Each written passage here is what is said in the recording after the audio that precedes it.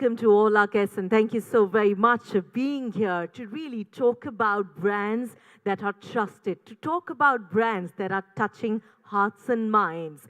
Today, we have established there are two kinds of people, there are kinds of consumers today with a very, very different mindset.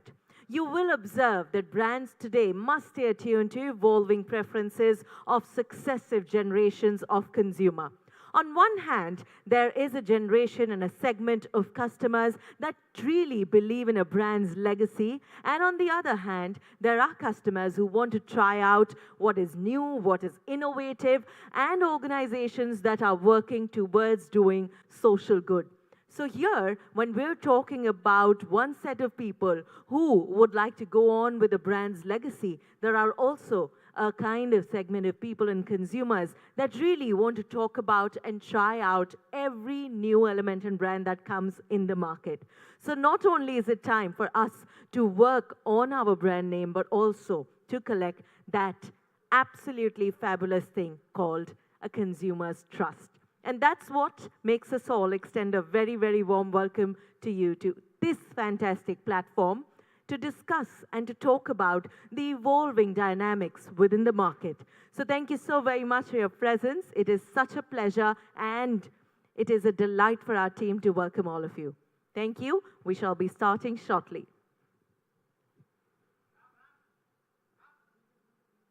We'll do one more bite for the television.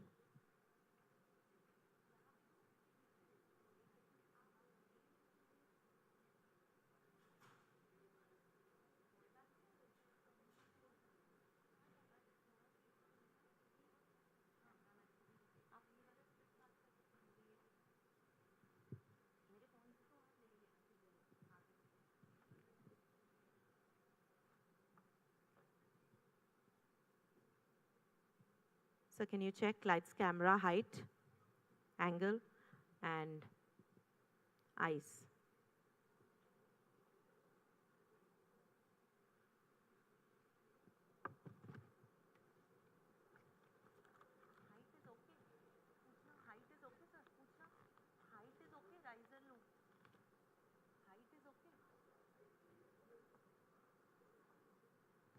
Do we have one more riser? Do we have a riser?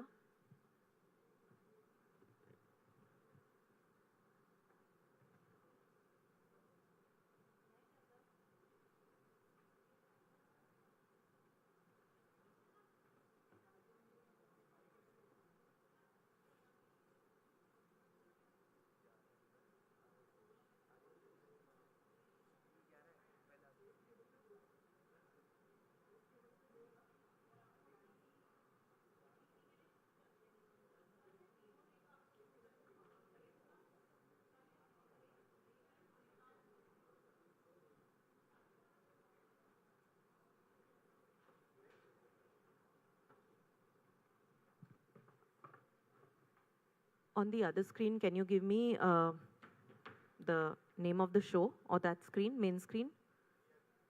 On the timer screen, can you give me that just for this 1 minute? Output of timer screen pe home screen, possible? No problem.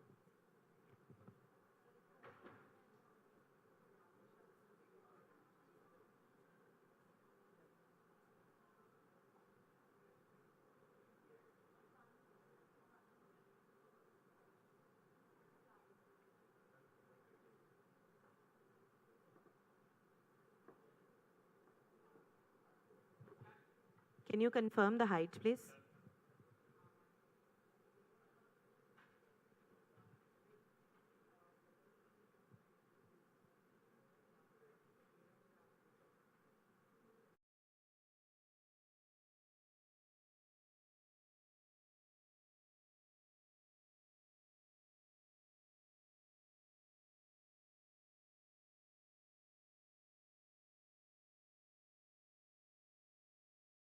Let me extend a very warm welcome to all of you right here at the much awaited, most trusted brands of India 2024, brought to you by Team Marksman. I'm your host, Isha Bhalla, bringing to you a very, very spectacular show right here. We all believe that branding in the modern era has evolved into a multifaceted endeavor that transcends the traditional realm of logos and slogans. In today's hyper-connected world, where consumers are bombarded with numerous choices and information overload, establishing trust is what is most difficult.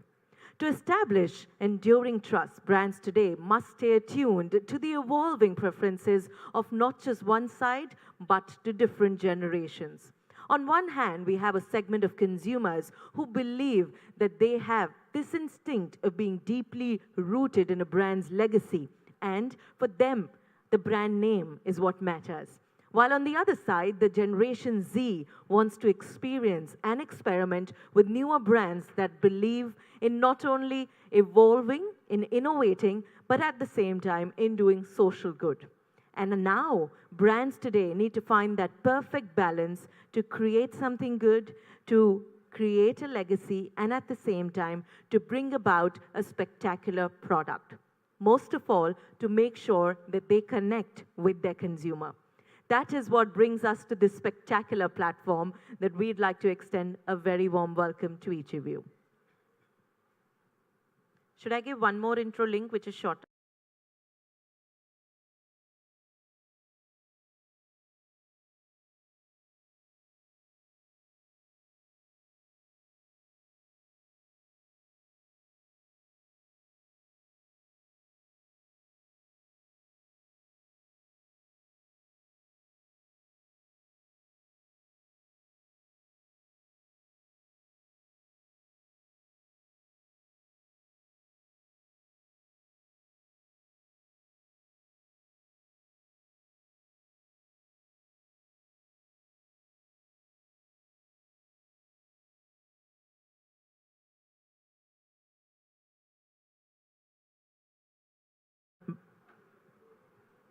Take 3.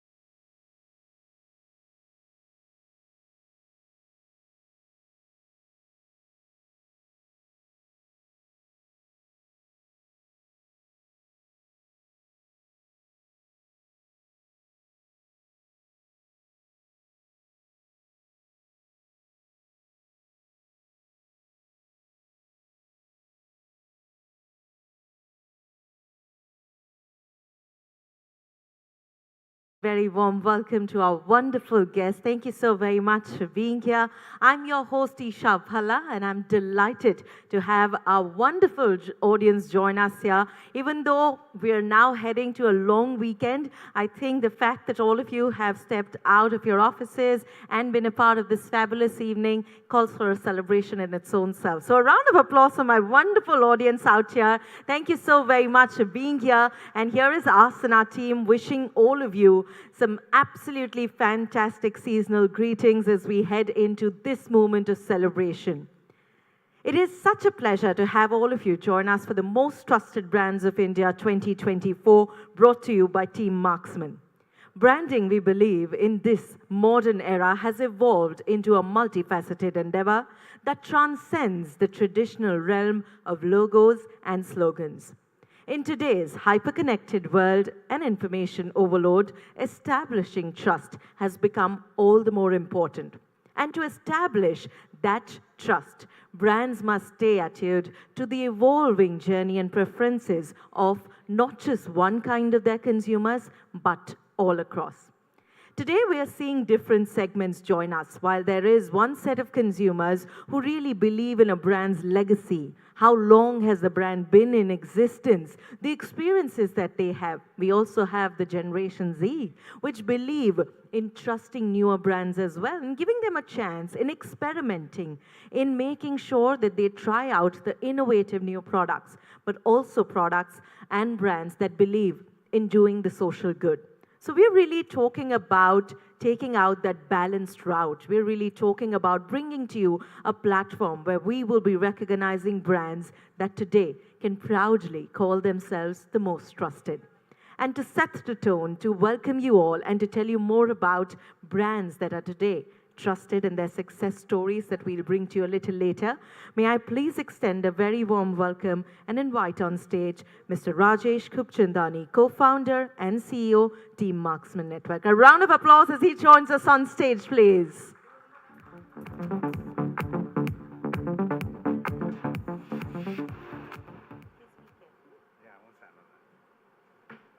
should. I wouldn't need to. Good evening, everybody. Good evening, everyone. Welcome to this lovely evening, to the fourth edition of the Most Trusted Brands of India.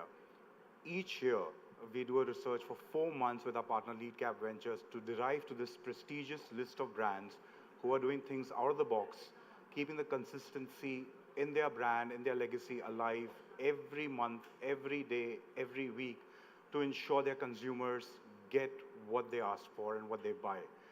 So the other day I was having coffee with a friend of mine, and all of a sudden his child called him, and he was demanding this pair of sneakers, which apparently reminded us of our childhood days. So just a little rewind back to our childhood days when we of course set demands, or probably we saw what influenced us. Or what our friends were using as toys or as candies or beverages, whatever they were having. So one such toy that reminded me was Lego. As a child, I grew up a lot playing with Lego a lot. Every brick of that toy, the colorful brick, whenever I put them in any possible way, it did make something maybe a structure or whatever it did make. It was it kind of instilled this faith of trust in me that no matter what we do in life, of course, it has to get us somewhere which is concrete, and or probably thus gets us to do somewhere. So the thing is, Lego was a favorite toy of mine while growing up. Now a little fast forward to our wilderness days of college.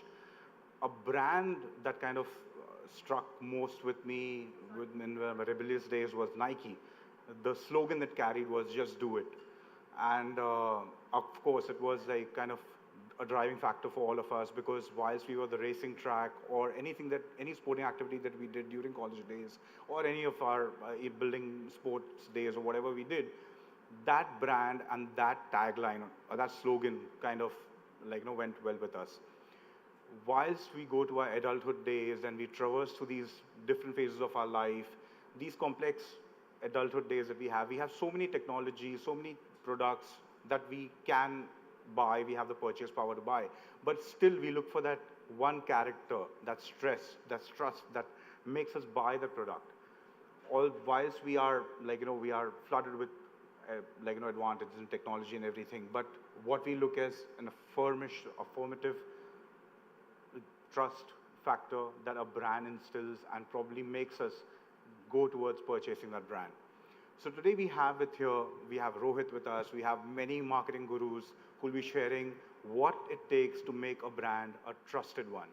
What is it that they do, the magic tricks they pull out from their rabbit's hat to make sure their consumers are loyal to the brands that they are purchasing or buying. So of course, whilst you'll see a lot of content happening here today, a lot of discussions happening, a lot of things for us to take away from today, all I would say is we should keep open, we should keep learning from our consumers, we should see, track, and just keep our value system or our eyes and ears open to ensure we meet with their expectations, their constant need for changes or their demands. And of course, once we do that, by keeping the product and quality up to the mark and service as well. So that's what will make us a trusted brand.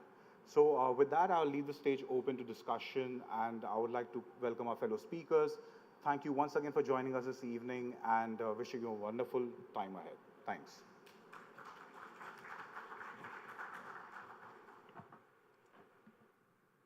Thank you so very much, Mr. Khubchandani. You're a natural on stage. And my audience, please do put your hands together for Mr. Khubchandani as he shared with us such a wonderful anecdote there. And I'm sure, like him, loving and still remembering Lego, his favorite play-out time there, I'm sure each of us here has a brand that we all trust, a brand that we have a beautiful connect with, and stories that we can recall today.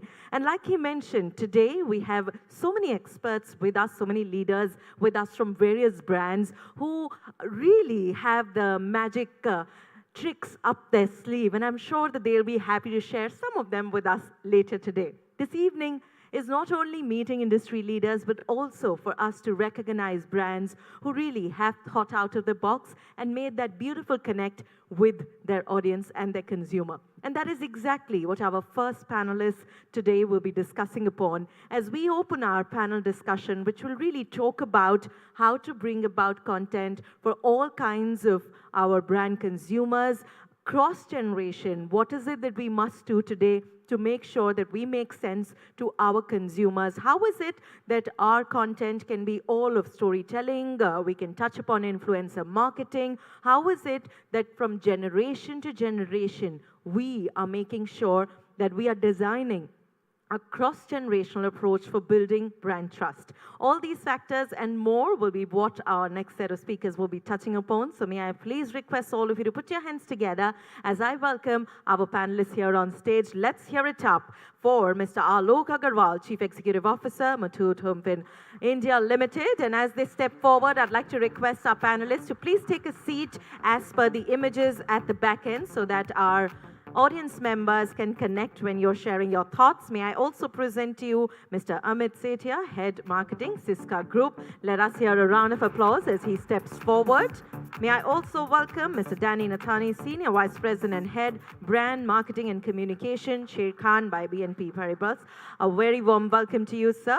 Let's do a round of applause as I welcome Mr. Krishna Rao Buddha, Senior Category Head, Parley Products. Please do put your hands together as he steps forward. May I present to you Ms. Sharmila Sandeep, Head Marketing, CN Gobe and Jiprok. A very warm welcome to you, ma'am. Thank you for being here. And moderating this segment and session will be none other than Mr. Amit Khanna, Partner Advisory, PwC India. Please do put your hands together as they join us on stage to share with us what are the various tools, content creation that they do in their organizations. How do they connect with their audience? Looking forward to this very exciting session. Mr. Khanna, all yours. Thank you. Good evening, everyone, and it's good to see you all here on a Friday evening.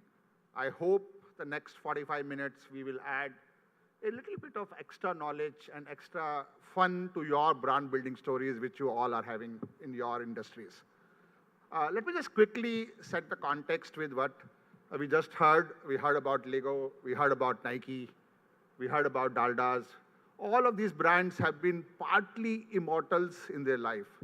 And what we are going to talk about today in the next 45 minutes, how these brands have built the longevity, how they have crossed the barriers of demographics, how they've been handled, the channels and the communication channels being changed, the social media has come in, the digital has come in, how they have looked at building the trust with various strata of population, the generations after generations, and they continue to have trust. What we will also talk about briefly is how to build a brand today in a cluttered environment, and what are the learnings we have with our gurus here in terms of coming out and launching a new brand in an environment which is already very, very noisy. So I think that's the agenda which we will set in. With that, I quickly start, with someone who actually been having a brand which is like a category by itself. So maybe Krishna, I will start with you. We all know Parle, Parle-G, Parle biscuits, been there. Our parents had it, we had it, our kids are having it, and it's still the category leader, or as I say, category by itself. So Krishna, the direct question to you, how you can keep the brand alive for so long? The generations have changed, but the brand is still there, and the product is still the preferred brand for most of the consumer. Yeah. Thank you very much. Very good evening to you all. Speaking about a brand like, say, the mother brand Parle or a specific brand like Parle-G per se. So it's a 93-year-old brand now. We started our journey way back in 1939. I think what began as a sort of a key reason to offer Indian consumers with a better alternative. So way back in the 30s, when India was having whatever limited presence of biscuits, they were all predominantly from the British. And the promoters felt that there was a need to launch an Indian brand. And actually it started, like you rightly mentioned, it started like a category. So we just launched it as Parle glucose biscuits. Actually, it was like a pure glucose biscuits. And over a period of time, when we realized that there were a lot of pass-offs coming in, so we thought probably shortening it to gluco would actually make it very distinct. But even that didn't work because it was very similar, very close to the category. And eventually, only sometime during the 70s, all through its journey, while it was really growing very fast, is when we rebranded it as Parle-G, which essentially stands for glucose, and rest is history. And then around that time is when we sort of introduced our first ever campaign. Okay, all that while, all the previous decades, we supported predominantly, there wasn't really TV till the 80s. Predominantly, it was all supported on via print and a bit of radio, etc.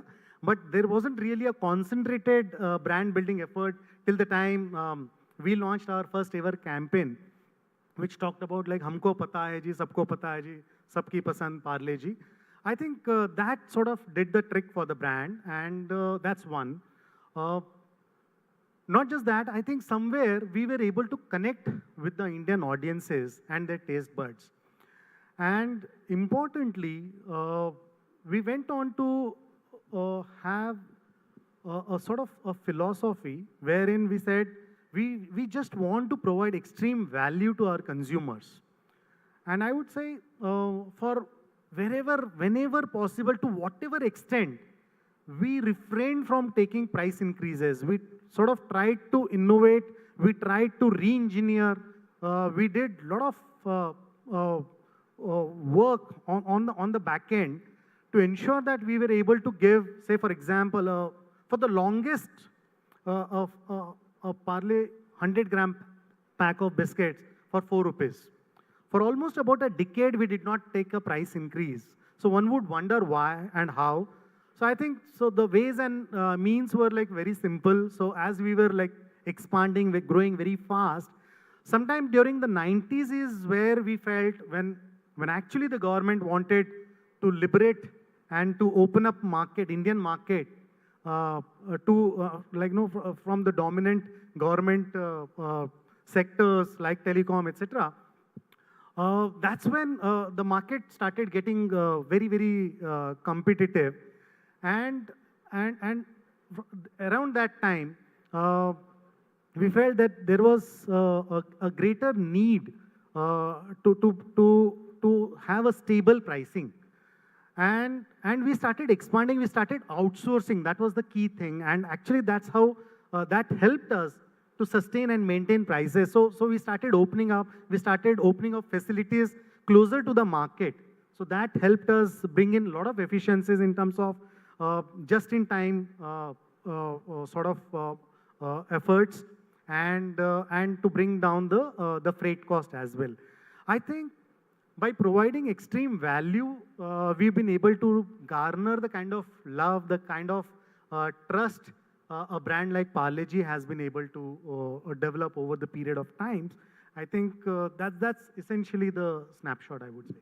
No, thank you, Krishna. It's very, very interesting to see how a brand actually stays there and stays the leader for almost about 90 odd years. I think that's very, very interesting. Let me look at another brand, which is a very, very solid brand, and maybe, Alok, I come to you.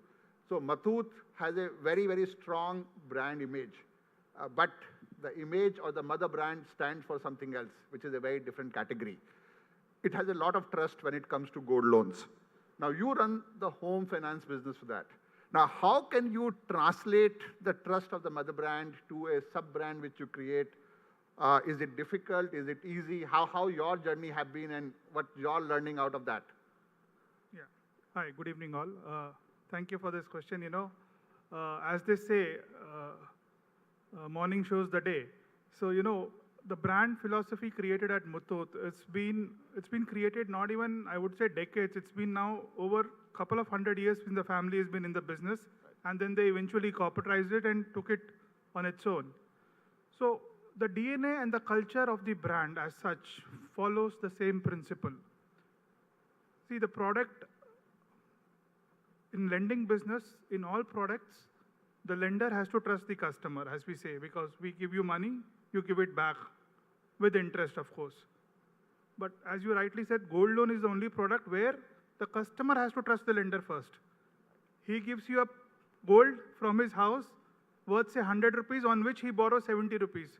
He is leaving the 30 rupees gold with the lender extra, trusting that when he gives his money back, he will get the same gold piece in the same condition what he has given. So we come from a corporate house where trust is so important that customer walks into our offices and our branches with gold in his hand. So that same philosophy and ethos is being run forward even in the housing finance business, where the principle is same. The customer comes to us with his property documents in his hand, and we are dealing with money. So our product is intangible. The color of money is same, whether I give or you give or any bank gives. So what is the differentiation? The differentiation is the customer confidence, the trust which we create. And we do it very simple by doing simple principles of credibility and integrity. We are very clear as to what we can offer to the customer. We set the expectation right. We give a set of commitments to the customer. Then we ensure we do whatever it takes in all our means to fulfill those commitments, what we have made to the customer. And we do this again and again with every transaction. When we are repeatedly able to honor what we have committed to the customer, it creates trust. It is not something which is created in a short span of time. It takes a lot of commitment and a lot of sincerity and being able to offer the same set of delivery again and again with every transaction for the trust to be created. So we are an extension of our parent company, and we carry the same legacy, same values, same culture across. And that's why we are able to extend the same kind of trust to our customers. Perfect. No, I think it's very interesting the way you explain the building trust, and that's how it takes time for a brand to be trusted and stay there. Maybe I will come to a very similar question to you, Sharmila, because you also have a similar challenge. When you talk about Saint Gobain, it's known for glasses, and you are looking at special category, which is new category by itself. You have to communicate with the new set of consumer. You just not have to build a brand, but also popularize the category itself, right? So that's a challenge in itself. So how you are dealing with that kind of a challenge when you are communicating with the customer as such? Hi, good evening all. I think I'll start off sharing a personal experience. When I was a kid, when my family, we decided to buy a music system for our home. Parents said, come, I was, probably in class 8. Parents said, come, let's go to the shop. And I went there and the physical store, the brand Philips was shown. As a kid, I was very excited. First moment of truth, I saw the brand. Two cassettes can be played together at the same time. That was the excitement. Parents decided. I was very happy. We got the product home. But now, at my family currently, I have a boomer, my mother-in-law, a millennial, my husband, and a Gen Z, my daughter. So when we decided that we need to buy a speaker for home, my mother-in-law, who's a boomer, she said, Sony, I'm very loyal, and she's very affiliated to the newspaper as a channel, and it is Sony for her. And what happens to my, husband, who's a millennial?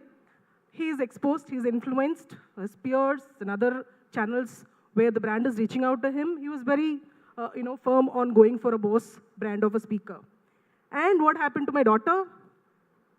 She said boat speaker. And how did she come to know about it? She's in class 8 now. So she's very clear which is the brand she wanted. And she very much had knowledge of, it need to have 1,800 kilowatt of watts. It needs to be 120 centimeter. So she's exposed, and already her moment of truth with the brand is exposed to her. And yes, I said, okay, we have this confusion. Let's go to the store to buy the product.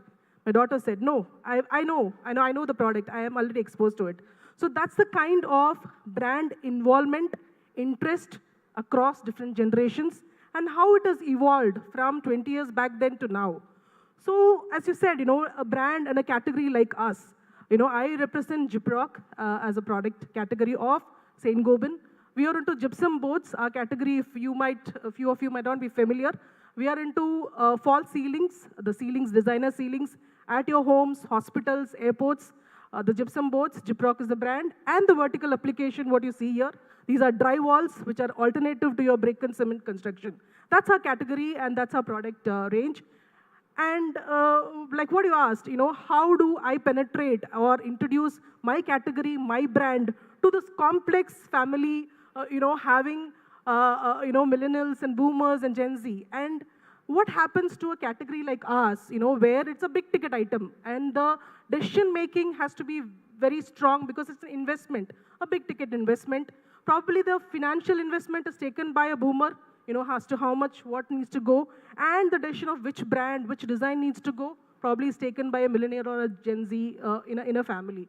So for a brand like us, it is very important for us to ensure that our communication, our brand positioning is cutting across all the generation, still being relevant, building the trust across each, and being present in all the mediums that these generations are getting exposed to. And that's how we've been taking our journey with our customers. Thank you, Shamila. You actually made a very important point. This whole Gen Z itself is becoming too, if I may use the word, decided about their brand choices because of the hyper-connected world and the knowledge and the exposure they have. Maybe I think this brings me to you, Danny, and you've been worked in the agencies, and then you are now managing a investment category, and again, investment is something which is very, very in fashion for Gen Z as such. How do you see a Gen Z evolving? How do you communicate with Gen Z? How do you build trust with Gen Z? Because they are a different breed for which we as a traditional brand managers have not seen emerging till now. So how do you interact with them and how you communicate with them, how you build trust? Okay, hi, thanks Amit. Hi everyone. So I'll try and answer this from a slightly wider perspective and then tell you that we applied the same at Sher Khan. See, the way I have seen, like you said, generations evolve and what they get attracted to, because at the end of the day, what a brand is trying to do is, okay, look at me, all right? And in that look at me, you want them to consider you. Now, what has happened is, I personally believe, and this is something I think brands can use from now to at least the next 10 years, Earlier, we used to sell benefits, right? That was the simple marketing, sell a benefit, people buy a benefit, and that's how it was done in marketing. Today, what has changed is, I feel Gen Z and now the next generation that will come will be even more challenging, but Gen Z is looking at what values do you stand by as a brand. So, I'm saying value-based brand building and then espousing that value. So it is, see, earlier it was, I say this is the benefit, used to believe this is the benefit. Used to not doubt it.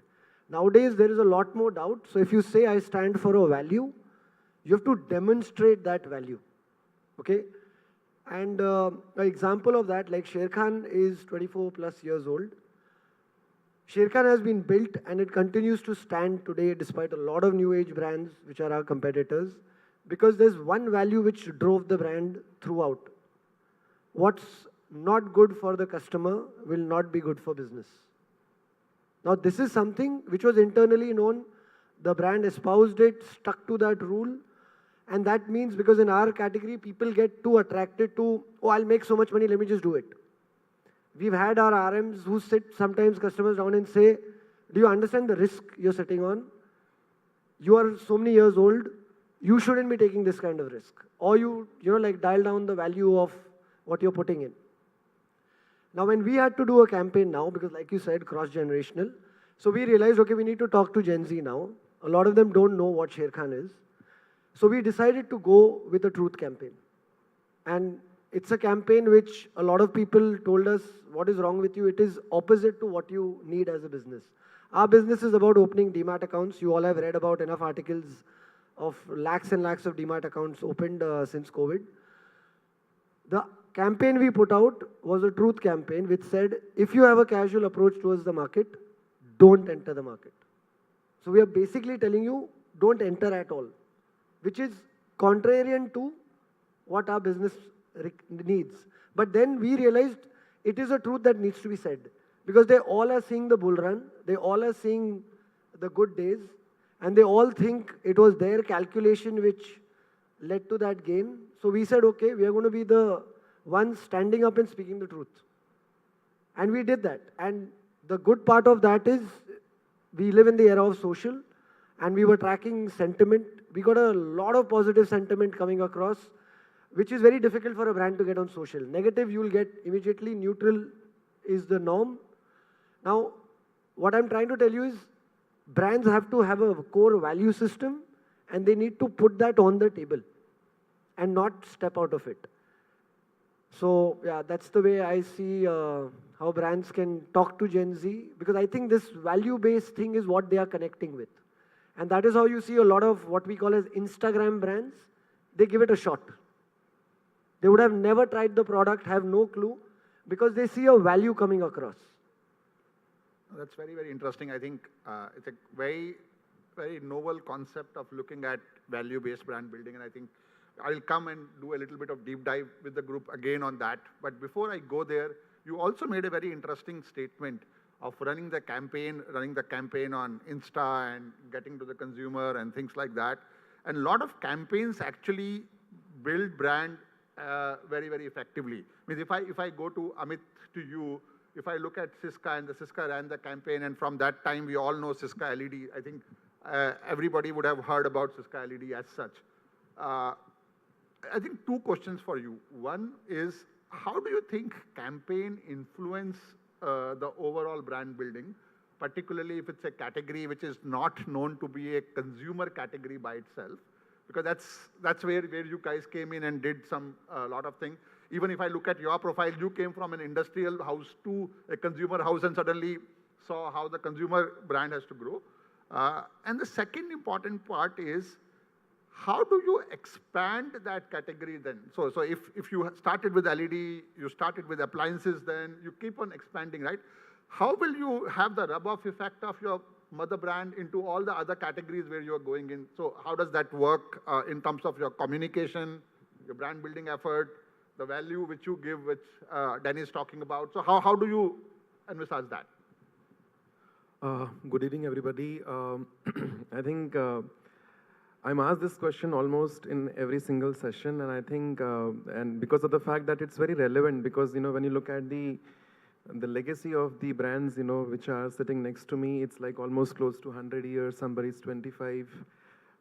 That's one part of it. And secondly, if you look at engagement, again, like somebody's talking about gold, right? Highly engaging category, or what you are eating, or what you are doing in your own home. I mean, like, there's the kind of engagement you see, right? Now look at the category that I represent, okay? So I'm sure, we are more than what, 120, 150 people here.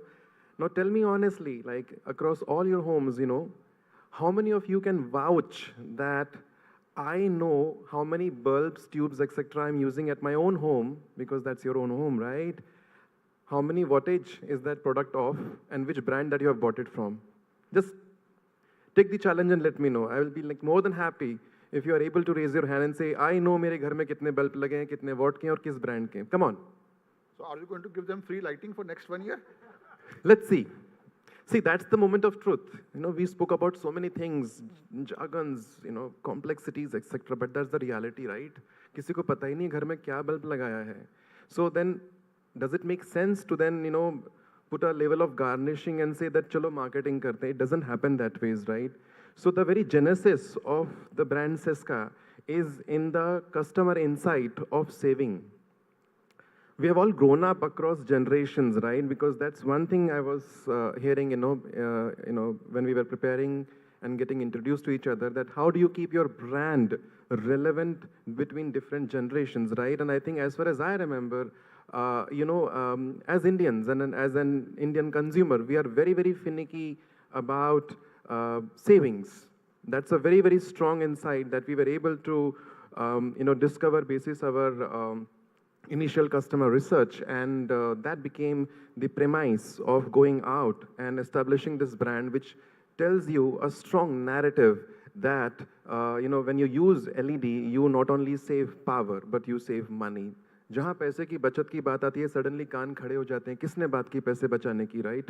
चलो, let's give it a shot, because what I'm selling in the market is a little costly product compared to my peer light products, CFL products, filament products, etc. उस ज़माने में LED was a bit costlier than the other alternates, right? So I think with that as a narrative, we were able to go out in the market and do a lot of mass media awareness, because LED as a category was very, very institutional, very, very B2B facing, and Siska realized the sweet spot that we had for us, available, but only thing that it needed was a strong and an aggressive communication plan. So we really fired all the cannons talking about this benefit, which actually caught everybody's attention. So that's the one part of your question, Amit, when you spoke about how do you see your campaigns helping your brand. And I think a lot of category firsts we did, right from your mass media plan, because nobody was taking that time any interest in mass media campaigns. We actually got like a brand ambassador for the first time in the country, Irfan Khan. Lot of television consumption we decided to go on for.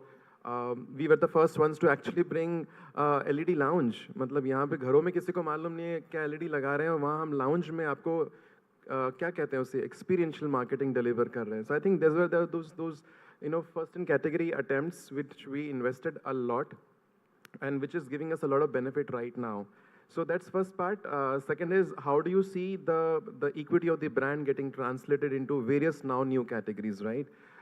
Again, I think I would say the answer is simple, that Siska stands for saving power, right? And with that as a background, we decided that let us go out and create more product offerings which are going to help you in saving energy and obviously more money as well. So today, if you look at, I am also offering you BLDC fans. No, fan to har kisi ghar mein lagta hai, but then BLDC is the technology. Now, with that as an offering, I'm also giving you a saving option of more than 50% monies, which is interesting, right? I'm also dishing out wires and cables, which are RoHS 3 compliant, which again gives you energy saving. So I think energy saving is the big anchor for the brand Siska, with which we ensure that whatever we are offering in the market goes out and convinces the customer, whether it's 40 plus, 30 plus, 20 plus, very, very logically. And I think with that logic, you get magic. Simple. No, I think, Amit, this is very interesting because when Denny spoke about a value to the brand getting associated, and if you're saying that value is the energy saving or the money saving, not actually energy saving, money saving goes across the chain, right? So whether whichever generation you belong to, I think we still have in our DNA to save money. That's typically work with. But it's very interesting. I think you've given me three different questions to three different people. And I will ask one by one, and maybe you can answer and try to answer in a little bit less time because I'm cautious of time also. Maybe I will come to you, Alok, first. And we were talking about money. There's one very interesting thing which you do with your brand. You also have two big names of the world who advertise you, right? So Amitabh Bachchan comes to you, Madhur Dixit comes to you. They are different generation stalwarts, and they still comes, and they're still able to cut the clutter, get the customer with the brand. How do you see it happens? Is that kind of a communication still very effective today when people are still doing a lot of Insta ads and direct mailing campaigns and things like that? Is still very, very effective?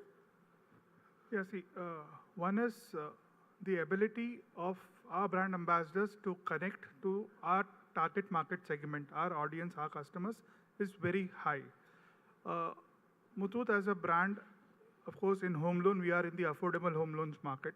We cater to the bottom of the pyramid, which is 80% of India today. I mean, we call India or Bharat, so we cater to the Bharat of today. And yes, though traditionally you say brand star power is a brand recall value, is ability to communicate your own culture and brand offering. But yes, with today's incoming things, the same is translated digitally also.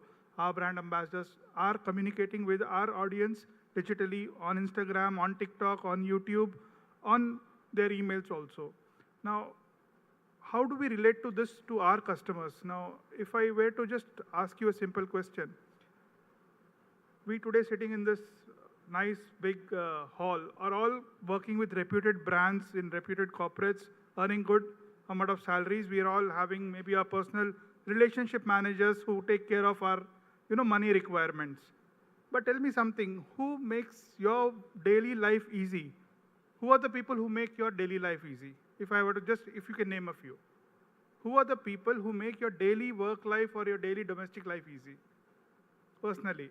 So it will be a maid, or it will be my driver, it will be my... The morning milkman who comes to your home. Absolutely. The newspaper wala who comes to your home. The guy who gives you your anda bread. The guy who irons your clothes. The driver who drives your car.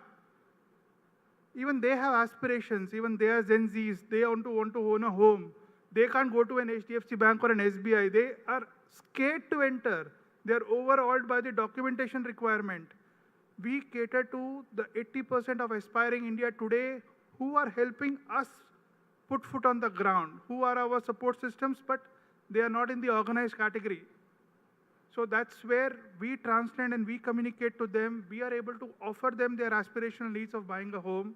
We are able to evaluate and offer them money today, which most of the organized big players are averse to because, yeah, the segment is risky. But as you rightly said, so we need a brand communication to penetrate deep down, breaking across all the hierarchies. So that helps. And then we are able to deliver what we commit. Fantastic. I think this is very, very interesting way of looking at it. Maybe just to extend from there, and I will come to you, Sharmila, per se. Yours is a category where it's predominantly influencer-driven up to some extent, right? A mason or the contractor tells what to buy, what not to buy, and his advice carries a lot of weight, right? Rather, in your earlier avatar, when you were working with another company, Pidilite, the similar challenge was there, right? How do you see brands supporting you throughout the channel so that you can get the influencer talk about you? So is there a role which brand plays there? And if yes, how do you cover the customer choices, customer insight, and the influencer insights in between? Very interesting question. As a marketer, I used to follow this rule of 7, where, it is believed that you talk to a customer 7 times, you expose him to the brand or the product 7 times, he's more likely to choose your brand or your product. So what has happened now? Things have evolved. Customers' exposure, preferences, loyalty, his pattern of choosing products and brands have, changed. Probably my mom, who was an ardent fan of Dove shampoo, is now preferring Mama Earth onion shampoo. So that's how brands has evolved. Consumers' loyalty has changed. For a category like ours, we are dependent on channel partners, the influence, who is the middleman who is going to make your end consumer, make his choice. It's very important for us to be consistent in our communication and be very clear what our brand, what our category stands for, and ensure that all those communication channels and mediums that we use, we cut across and communicate the same brand value that we want to reach to the influencers and to the end consumers, be it a social media campaign or a offline communication. We slice and dice the consumers. What are they looking forward for a category like us, and what should we communicate to them? How do we personalize our brand reach to them is what is driving our brand success. Right. I think this is very interesting.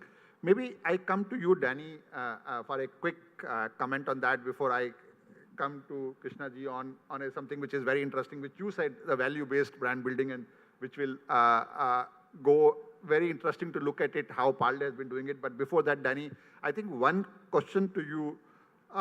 There is change happening in the channel and the content, how it's getting created and how it's getting built, right? The digital channels and the digital advertising medias are becoming more and more popular. The one-to-one personalization and hyper-personalization is name of the game. All of that is happening, and the content is getting created by anyone and everyone, right? So we are also seeing the fellow consumer influencing my choices. Because they create content, they put it on the digital media, I see it and I see, oh, my peer group is using Sher Khan, so why not I also use Sher Khan, or vice versa. How you are seeing this change happening, and how does it influence if I have to launch a brand today? So for example, there may be few people sitting here who are thinking of launching a brand. In this kind of a cluttered world, where even content is not owned by me completely, how do you think of launching a new brand, building a new brand? Okay, so when you're talking about launching a new age brand today, if that's the topic at hand, there are 2-3 strategies that pan out. First strategy, again, like I said, it again comes down to a kind of value that you can say, and this is not value in terms of a cost-benefit equation. I'm talking value as in a value system. Right. Let's look at some of the new age brands that have come about. What they have done is they tend to lead with the founder, right? The founder is standing for something, okay, and the founder says, this is what I stand for. Now, that is one particular approach. Second approach, and this is personal, I mean, I experienced it. I don't know how many of you have tried a brand for clothing called No Nasties. They sell T-shirts and, they've got a very limited range. No fancy designs. But they stand for one value. We want to save this planet. And they espouse it very clearly in the brand name No Nasty. So there is nothing nasty used or nothing nasty done to anyone to create this T-shirt or this trouser or this. Now, while all this is good and the experience is good, the product comes very nicely, they go to the last mile, they actually pack it in, like basic plastic and tie it with a sutli and all that. Again, because they say we want to save the environment. Now, here, this is a new brand because it stands for a value which makes sense to you. The challenge, if you ask me today, making a brand stand for something, if you follow this line of thinking, be it a founder-led, because founder-led comes from, I saw something which was worrisome in a category, I want to change it. One of the biggest we all knew of, which is now being sold, was Dollar Shave Club. A lot of Indian brands copied it, right? It saw a big category of shaving, it said, and if you see the first campaign they made, they came and hit straight out, and that's why they made sense to a younger generation. They said they spent so much money on marketing, and so much money is actually on creation of the product. So what makes better sense? So we are giving it to you at what is the cost of the product, and we are not going to spend on marketing. Now, you can do all of this. If you truly ask me for any new age brand today, the challenge is going to be, you don't have budgets. How are you going to get to be known? The shortcut method today, even with smaller budgets, is use 1 or 2 influencers because they own the distribution. They own the eyeballs. That's a quick fire. The long form, if you want to do, which was done by a erstwhile brand, they continue to do it today, is become your own distribution. So Red Bull globally is known for one thing. They create the best content. They started it that many years ago. Now the beauty of that is people want to see the content that they create. So if you ask me today, the new age brands, while you'll be able to create a brand, okay, and here I'm talking about, now we all talk about AI. Very soon, most people will be able to get a logo design, get packaging design. It's already there, but people have to learn to use the right prompts. But the challenge will come now. How do you get to more people to know you? And that media challenge is not an easy one to solve. And that is where I think a lot of brands then need to start thinking, because that's what's coming next in terms of the New brand. building a brand. Very, very interesting. I think also the theme is still that what is the brand stand for, or what is the purpose, or what is the value which it's delivering. And that becomes the focal point of doing anything around that. I think I come to you, Krishnaji. I think, again, a simple challenge. The brand is standing there for 93 years with the same value. The value system of the society have changed, the value system of consumer has changed, but the brand is still able to maintain that. How do you see that transition, and how important that value-based brand building actually is in your view? I think that's the core. So one cannot, if you have really set the value proposition, so I don't think you can ever dare to deviate. And that continues. So typically people generally say, like, who's your competition and all. So though one would look at, like, let's say the likes of Britannia, ITC as a competition, but for several decades, till like I would say almost the 90s, we were actually not competitors. So if you look at the space that Parle was operating, we were at the bottom of the pyramid. We were at a mass end, okay, mass to an extent, a mid and mass, whereas a Britannia was a mid and a premium kind of an end. So there was absolutely no conflict as such. Only in the 90s we started entering into certain categories dominated by competition and vice versa, and that continues, okay.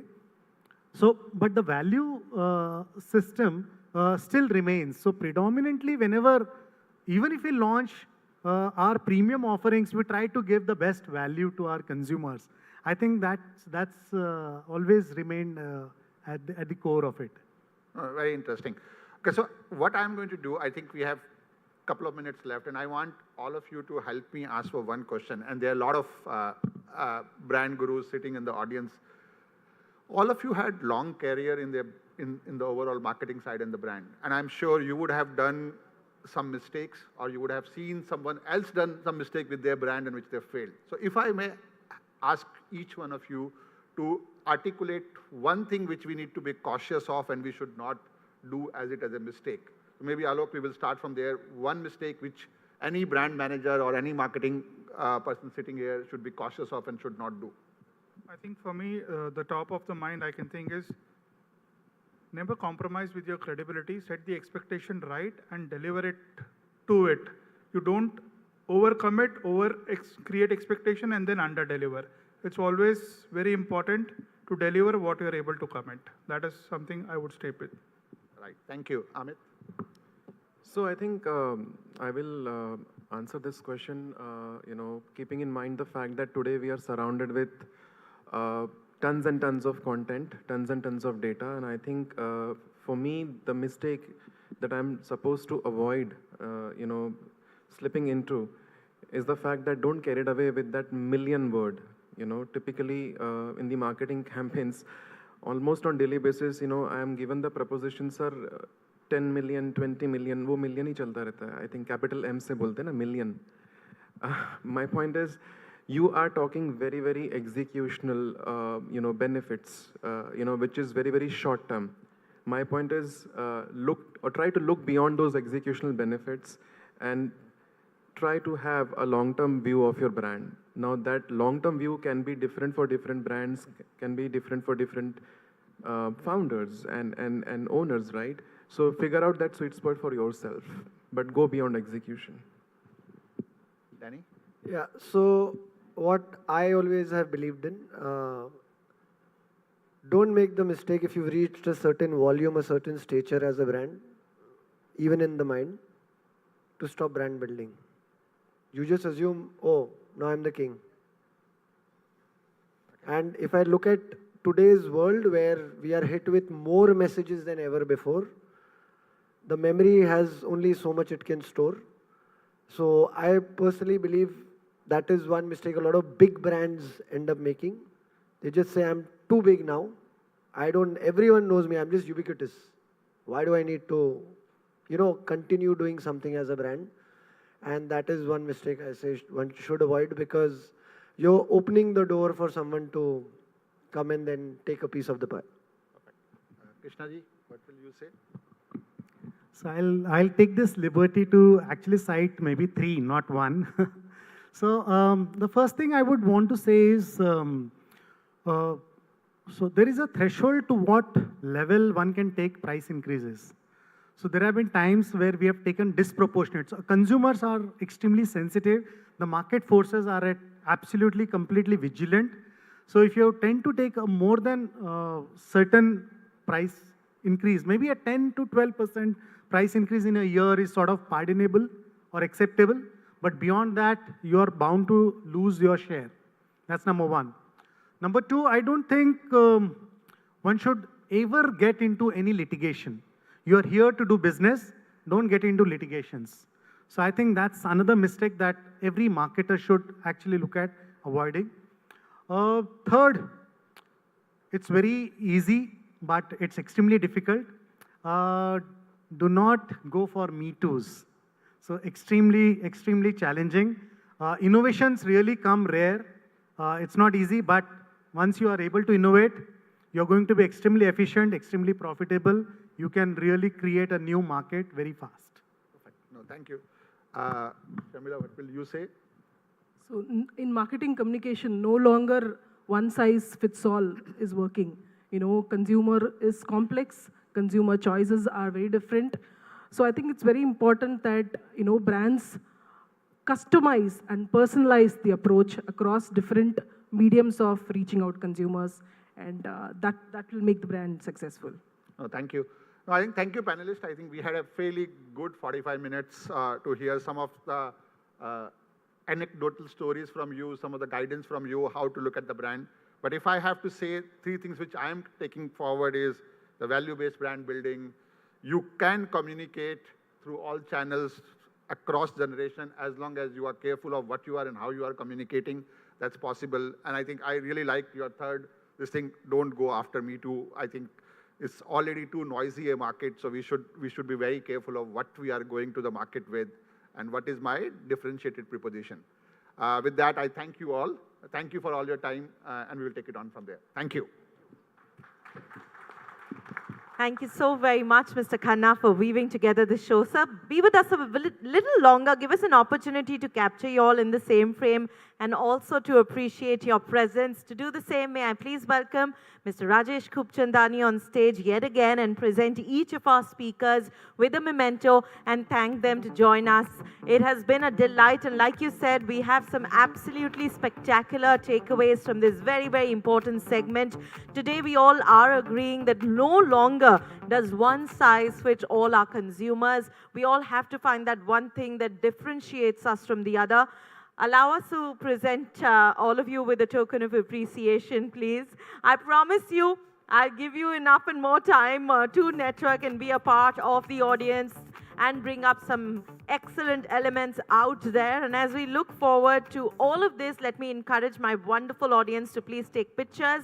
Do share them on your social media platform. Please do remember to tag us and do use the hashtag #TrustedBrands. You're welcome to share the same on Instagram, on Twitter, on Facebook, and do please tag us. We are Team Marksmen. And as you heard it, make sure that you are seen on every channel possible, but in the right way. That's the one important takeaway that we've definitely had out there. And we'd like to thank all our panelists for joining us, and of course, Mr. Khanna, for making this such an organized way, bringing about those thoughts from all our speakers.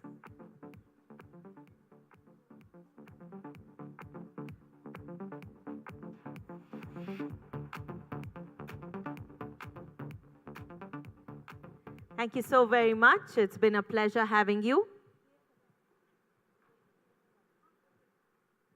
Thank you so very much. Please do allow us to clear the stage as we get set and introduce to you our next segment. But if we really talk about things, I'd also like to share with you the Edelman Trust Barometer 2023, which is a comprehensive study spanning over 14 countries. India's Generation Z makes purchasing decisions influenced by a brand's engagement. And this demographic actually goes way beyond evaluating by a brand's engagement. It actually talks about evaluating a brand solely on its products and services and how they prioritize brands that are not only delivering excellent products, but also talking about and doing social good. So today, we are bringing to you a different kind of customer, and that's why we need to be on our toes to make sure that we are sharing the right story. Our storytelling concepts are going out the right way, which is what brings us to our next session, which is a thought-provoking leadership session where we will be talking about the art of storytelling, crafting compelling narratives for lasting impact, and exploring the importance of it, how is strategizing for implementation in real-world examples so very important today, and what is the impact that storytelling really creates in the market. Who better than a leader and an expert at this? May I request all of you to please put your hands together as I now present to you Mr. Rohit Ori, Global Partner, FCB Worldwide. Let's hear a round of applause as he joins us on stage and shares with us what's that one story that will get you lots of hearts winning. Over to you, Mr. Ori.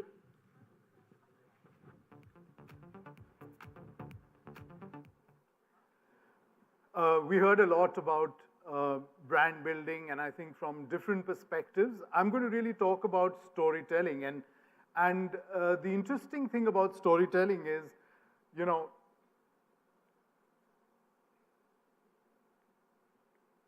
I need to point it in a particular way. Is this. I've been in advertising 35 years, right? And this is really hard for me to really talk about invisible advertising. Because like the panel who was just here before me, people are talking about attention deficits. They're talking about the multiplicity of messages that reach you every day. You're practically not being able to assimilate all that message. And advertising is becoming invisible if it's not done properly. So stories are significantly more memorable than a list of attributes. So, you know, advertising previously, and we heard this in the panel as well, you know, if you list out your attributes, I do this, and I do this, and I do this, and this, and this, the consumer is not going to remember what you actually said, who said it, and they'll attribute the wrong thing to the wrong brand. So the important piece here is you need to knit a story about who you are, what values you stand for, what's your brand perspective. That together has to be in a compelling, authentic manner said to consumers, and that's when they'll remember what they have to really, you know, as a brand, what you're saying. So we're saying make your brand meaningful. And when we say meaningful, it's not necessarily about that, okay, this brand will give you 20% saving, or this brand is actually preferred by, you know, 40 million people, this scooter is driven by half the nation. That's not really meaning. What we're saying by meaningful is really that it needs to have meaning in the lived lives of consumers. Are you making a difference to the life of the consumer who's using this? It's not just about helping the person or the lady clean faster or clean better, or utensils are more shiny than what they were previously, but it's really about making a difference to the life of the person. So are you being able to give that lady little more time to spend with her kids, right? What she could do with the time that is saved by using your product is actually enriching her life. That is really about making a real meaningful difference to consumers in the lived lives, right? And a story isn't really about the brand. And I know lots of CMOs here would have eyebrows raised on this. The story that you have to connect with in consumers is not necessarily a story about what your brand does. It really is about what your brand stands for.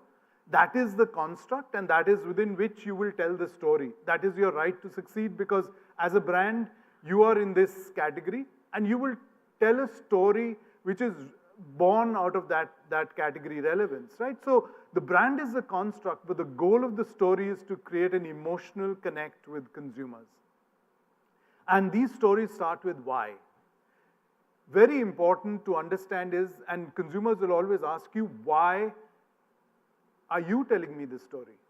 I mean, what is your right to succeed? So if you're in finance, you can't tell me a story about nutrition, because what has that got to do with finance in a way, and why are you telling me this story? So that's one big thing about, this story has to have some meaning and relevance broadly in the world that the brand operates in. Why? Also from consumers, why should I listen to this story? I mean, there's so many things that I have to give my attention to. Why should I give you my attention? Why should I give you my time? And the most important thing is, why should I even care about what you're saying? So one needs to keep all these in mind, and that's where the story is born, when you can understand all these whys and say, okay, from here, I will create a story which will answer these whys. And stories that are told through acts, not ads. That's the interesting thing is, after 35 years of creating ads, I'm telling you, stories today, in today's world, the better stories, the more powerful stories are stories that are told through acts. Now, what do you mean by acts? I mean, these are things that brand actually does in the marketplace, right? So these are acts that the brand does, and these acts actually help create content, right? So the act may happen in a particular part of India, but you actually film that and use it as content and create a sense of believability, a sense of trust. We are in this whole thing really talking about trusted brands, and something like an act which has happened, which people have experienced, which people have seen, creates a sense of believability and creates a sense of trust. Also, an act invites people to come into that world and say, you can participate in this. You can also be a part of doing something. You can also make a difference. You can also be part of this whole world of the brand. And also, in many ways, the act is, we were talking about the social media fragmentation. An act actually helps you bring all that together, because I truly believe that if your idea is strong, if your connection with the piece of communication that you've created or the story that you're telling is strong, everything comes out of that, right? So it almost becomes like a television tower on its own and broadcasts to all consumers, through the power of that idea. And I'll show you some 4 examples of this, which will give you a better understanding of what I'm really talking about.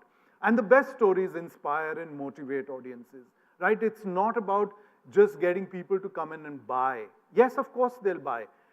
But if they're inspired and they're motivated by the story that you're telling, they will buy and they will remember you, over a whole lot of competition. So the first story I want to share with you is this story of patriarchy, right? So this was a task that a client of ours, Times of India, which is the oldest and perhaps the largest English newspaper in the world, came to us saying that, in West Bengal, the Telegraph is the #1 newspaper because newspapers are a habit, right? So people pick up newspaper habitually. And somebody comes and delivers Telegraph to your doorstep, you never bother to tell him, oh no, I don't want Telegraph, I want the Times of India. Because by the time he's left the newspaper and gone, you wake up and you say he's gone. In any case, now I don't know what his number is. Okay, I'll tell him next time, right? So it's so difficult to change people's habits. So they wanted to kind of connect with the consumers and the readers actually in West Bengal, and they said, we stand for something which is change begins here. So if change begins here, what's the perspective that we can create truly about a conversation that can start around change? And this was during Durga Puja. They came to us with a need for this campaign, and we actually looked at this whole thing of how can we change something maybe about Durga Puja itself and create a sense of a distinctive point of view for Times of India, which would give it an edge over the Telegraph. So see this story.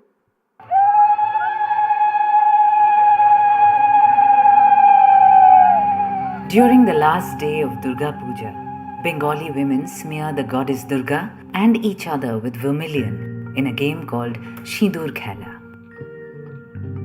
But this 400-year-old Hindu tradition comes with a condition.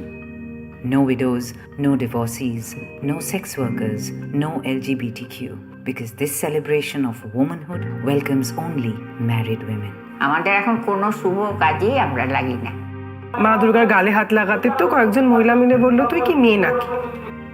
This year, we set out to change that. The patriarchal symbol of marriage was turned into a symbol of sisterhood. And with these two powerful dots, the Times of India, no conditions apply, Sindoor Khela was launched in Calcutta.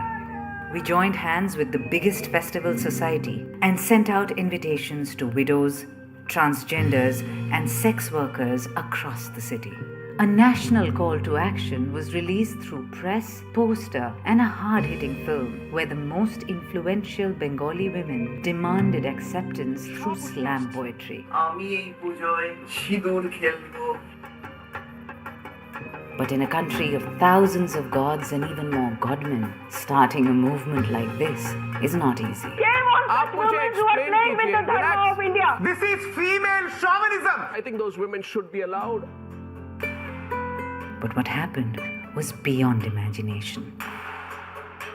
The day had finally come for every woman to be a part of Sindoor Khela.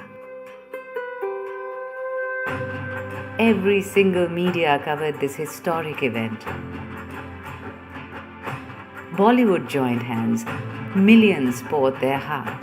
2-dot selfies became a rallying cry for every woman who had been left out for ages, triggering 3 million opinions, 20 million impressions.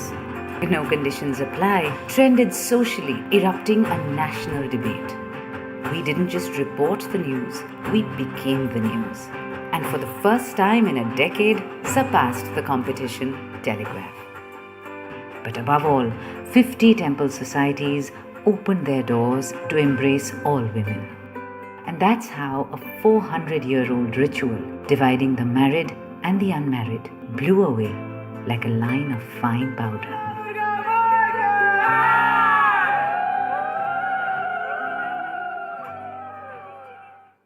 So this is a story about change and really about how this actually became so big in West Bengal, because today this campaign is almost about 6 years old. But this tradition is carrying on, not just in one puja pandal in Calcutta, it's actually widely now accepted across, saying that this is wrong and we should change it. And if you think about it, coming from the Times of India, which says change begins here, this is the best change that they could bring, is change archaic, patriarchal, 400-year-old tradition, change that. And that then makes Times of India's point of view Times of India and what it stands for, so real, so connected. And if you see, this campaign actually went viral on its own. People started, kind of taking on this and talking about this entire thing about why is there a segregation and why is a woman's identity only because she's married or she's unmarried. And that became a big thing. And this 2-dot selfies became a really action that people could do to show their support to this change. I'll share with you another story. This is the story of emotional nutrition. And this is from another brand, right? We were talking about trusted brands. This is one of the most trusted brands in India, a brand called Horlicks, right? And Horlicks has really always been about nutrition, right? So that's a fundamental thing that Horlicks was about, growing nutrition, and it really is about making kids taller, stronger, sharper. And the other part was that exam time was a big new thrust for Horlicks. And they said, the nutrients actually give concentration and, sharpness to the kids. So this is something that we want to really talk about. And how do we actually make a credible story about nutrition? And this is a developed story from there where we talk about emotional nutrition. And Horlicks actually stood back and said, we manufacture the physical nutrition, which is good and makes your kids stronger, taller, stronger, sharper. But there is an emotional nutrition, which only the parents can give. And that is really when I say, a meaningful difference that you make to lives of your consumers, then you talk about that meaning, saying that it's not just about the physical nutrition, it's also emotional nutrition. And parents and the brand come together to actually help kids do better in exams. Watch this story.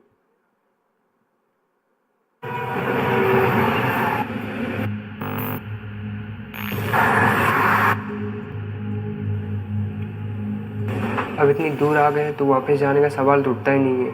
कुछ तो करेंगे, जरूर करेंगे, कुछ बन के ही निकलेंगे यहाँ से।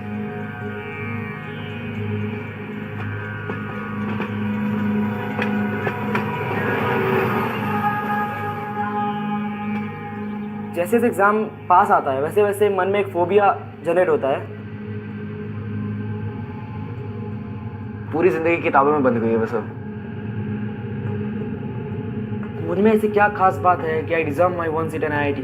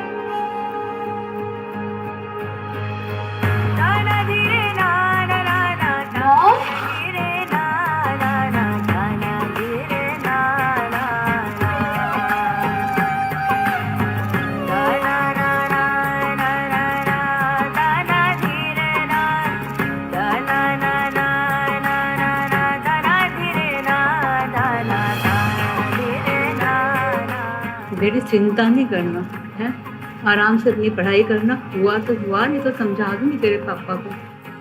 টেনশনের মাথা খাস না, মাছ আর ভাত খা আর বিন্দাস থাক।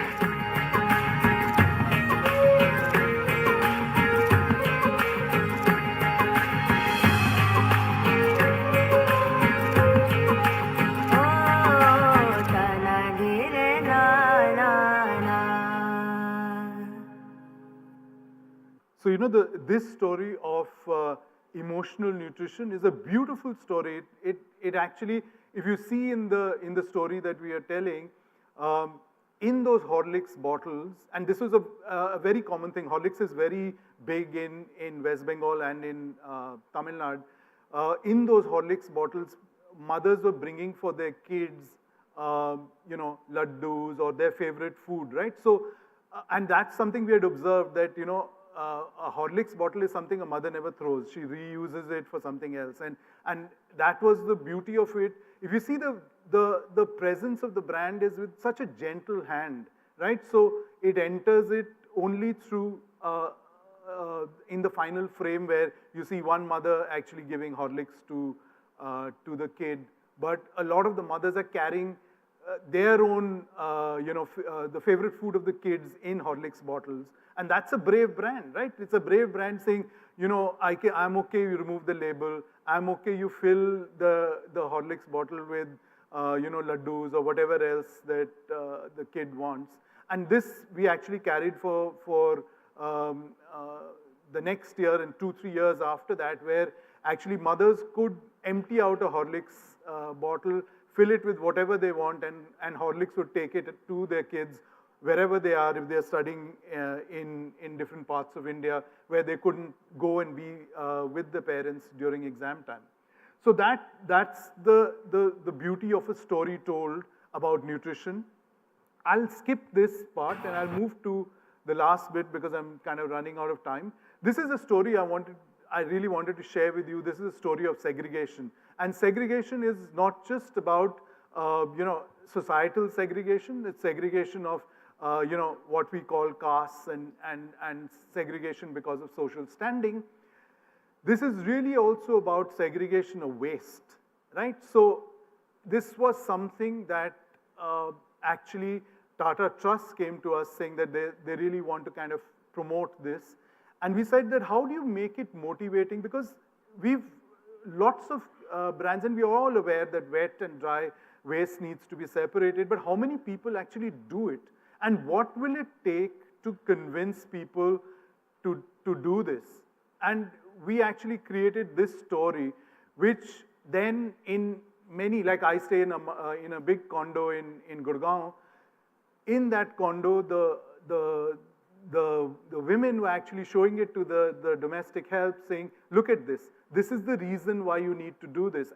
And it started this whole movement and motion saying that, okay, we need to segregate waste. And that's actually on the back of a really powerful story told in this very, very fantastic way.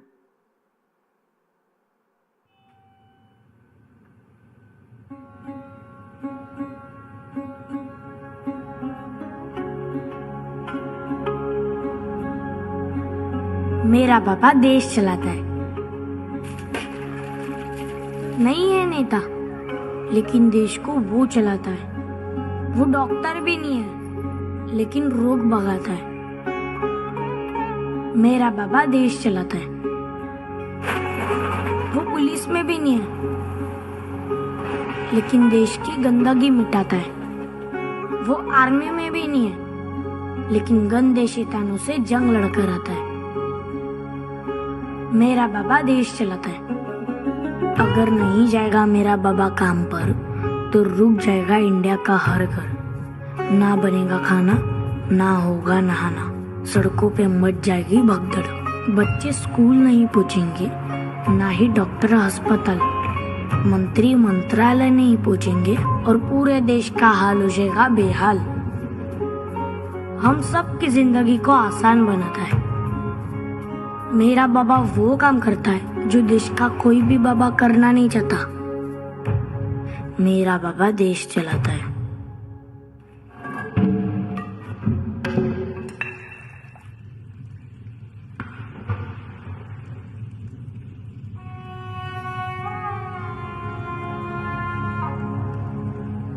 क्योंकि देश अपना गीला और सूखा कचरा अलग नहीं करता। मेरा बाबा कचरा, गटर और बीमारियों के अंदर जाता है और बहुत बीमार होकर निकलता है। कभी कभी लगता है मेरा बाबा बीमारी से हार जाएगा। कभी कभी लगता है बाबा लौट के घर नहीं आएगा। मेरे बाबा को बचाओ। इस देश को सिर्फ मेरे बाबा से मत चलवाओ। क्योंकि देश को देश का हर आदमी चलाता है, क्योंकि देश को देश का हर आदमी चलाता है।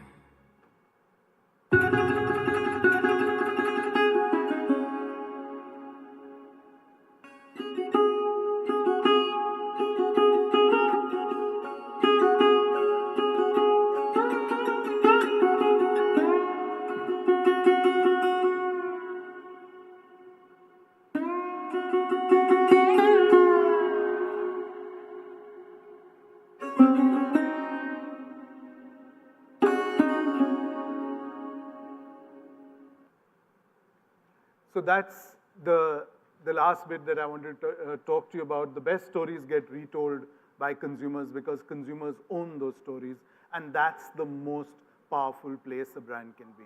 Thank you. Thank you so much, Mr. Ori. May I request you to join us center stage, please, because you've shared some beautiful stories here with us.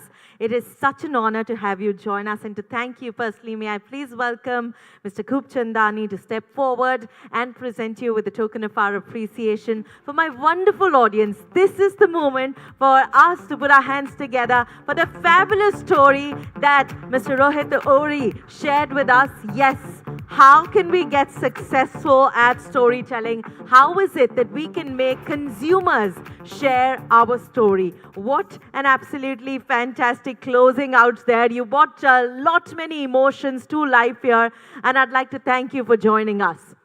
Now is the time that I'd like to ask all of you, and please be truthful. How many of you sitting here love cricket? Let's see a raise of hands. How many of you love cricket? Okay. How many of you have ever played cricket? Can I see a raise of hands? How many of you are still playing?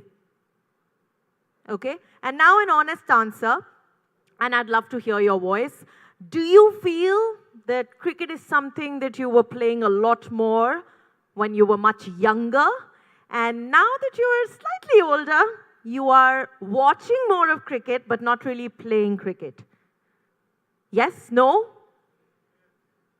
Oh, let's get some more energy in here. How many of you feel cricket has a lot to do with numbers? Yes? Yes?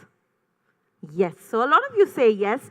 Well, what we are about to share with you is something very, very interesting. We are about to share with you a very interesting case study right here that Team Marksman did for our clients, the Board of Veterans Cricket of India, who since the last 3 decades or so have been challenging the notion, the age game, and what it has to do with cricket. I'm not going to tell you any more, but our fantastic editor-in-chief is going to share with us what really happened, what was the result of the case study, and how did the team work towards it. So may I request all of you to please put your hands together and extend a very warm welcome as I present to you Mr. Karan Karai, editor-in-chief of the entire Team Marksman Network. A round of applause as he joins us on stage and brings a lot of fun elements with his words and this case study.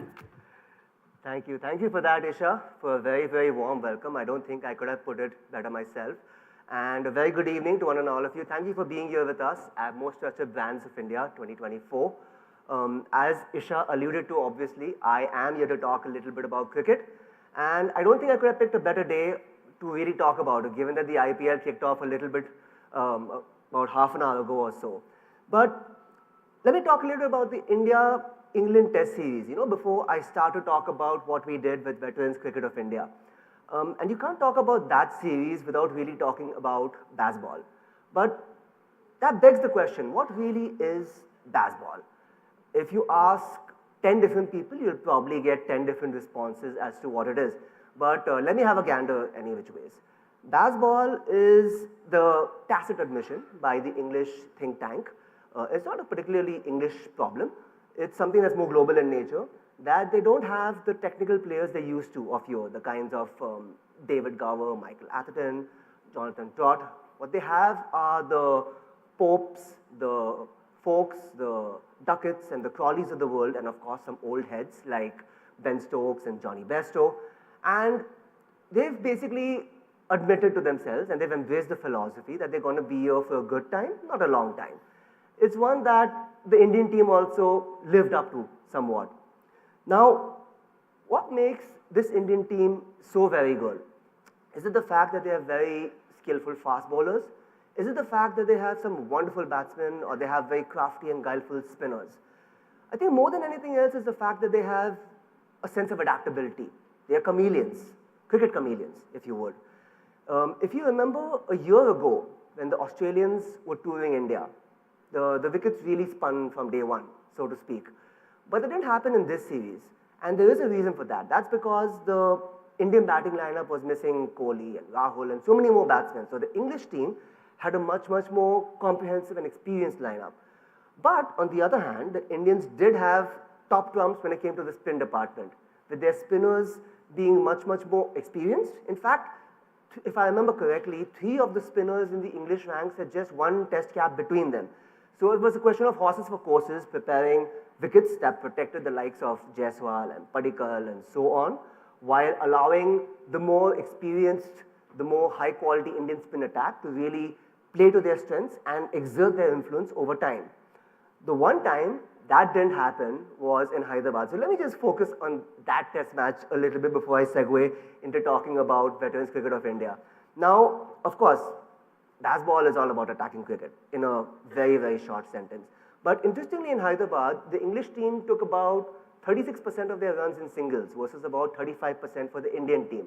What this meant was that the spinners, this often talked about quartet of spinners or trio of spinners, didn't really get a chance to exert their influence. And we all know what happened in that test match. Now, that's something that the Indian think tank obviously learned a lot from, because they've got a ton of data analysts to pick at all these data points and to understand everything better. Throughout the series then, at Rajkot, at Visakhapatnam, Ranchi, Dharamshala, you name it, this pattern never repeated itself. England never scored more than 24% of their runs in singles. Now, all I want to demonstrate through all of this is that data can help create a very compelling narrative when you miss the big picture, so to speak. And that brings us around to the crux of the matter, which is what we did at Veterans Cricket of India, that particular challenge, all of that.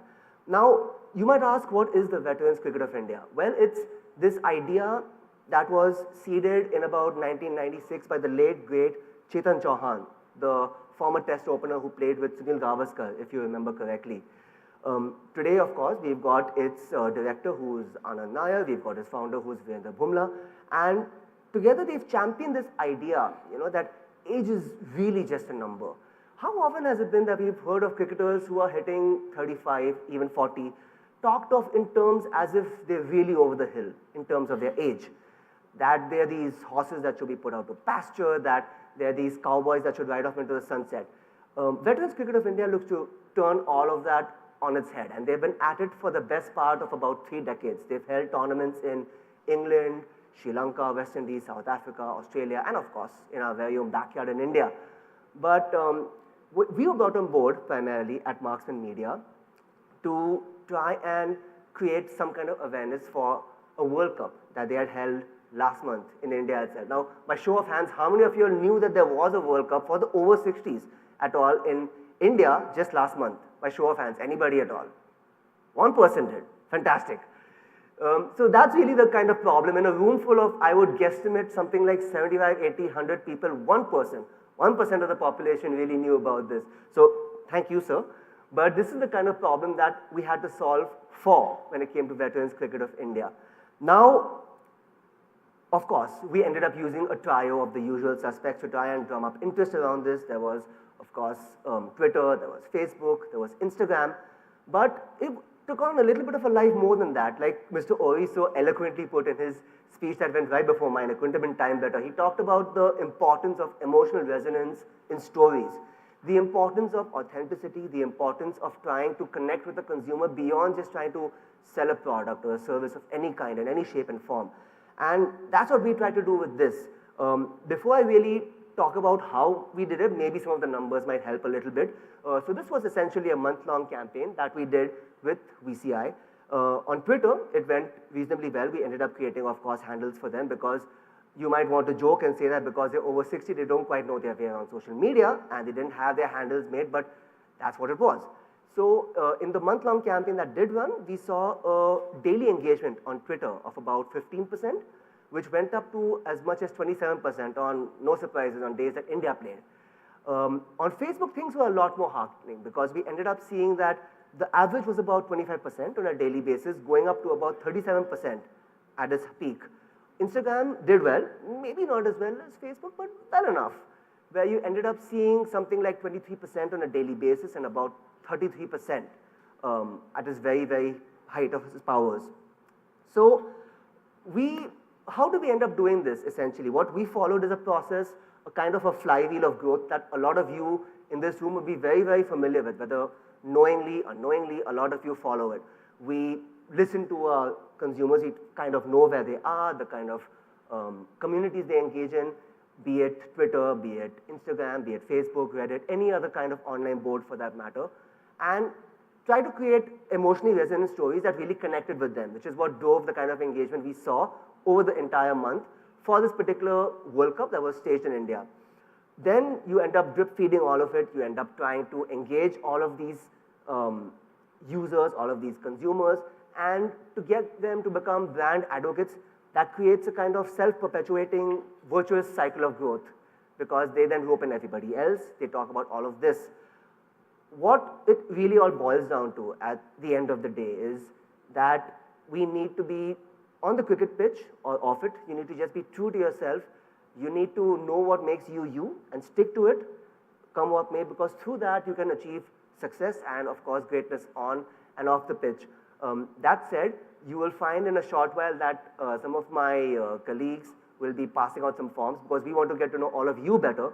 So talk to us about your pain points, what brings you joy when it comes to all things digital marketing and otherwise. And let's start those conversations and try to rise and engage and create something amazing together. Thank you so much.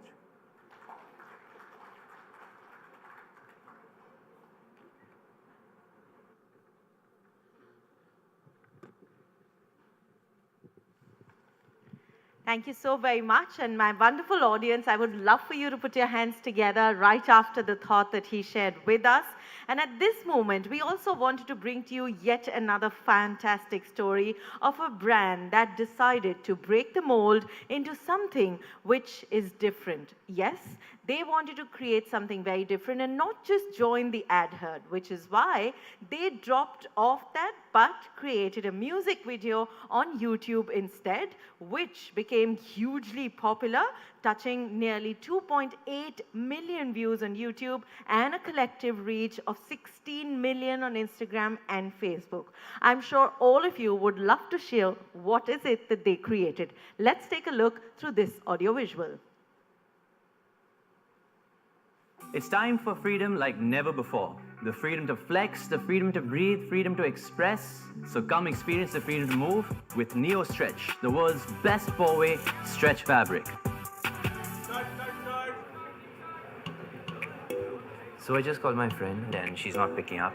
But I got to know that she's shooting the set right next door. So I think I'm gonna go crash her set. Come with me. गर्मी लग रही है यार ये coat उतार. Anyways, go inside and make sure you capture everything, okay?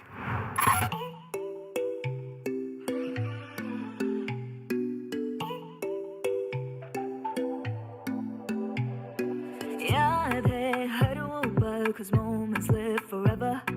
Wild and free, that's our world. We lived it how we want. बदली ये जिंदगी बदली वक्त की लहर. But we still feel the fire burning in our hearts. तोड़े वो ताले, ज़ंजीरें हमारी. Let's get it started, just move your body and break free. लेके सपने भर इरादे कर दिखा, come feel the beat. Take a chance now, do the dance now. हर कदम है आज़ादी. झूमे हर पल डर के हम turn it up, get in the groove. जब अंधेरा कर सवेरा, we love the freedom to move.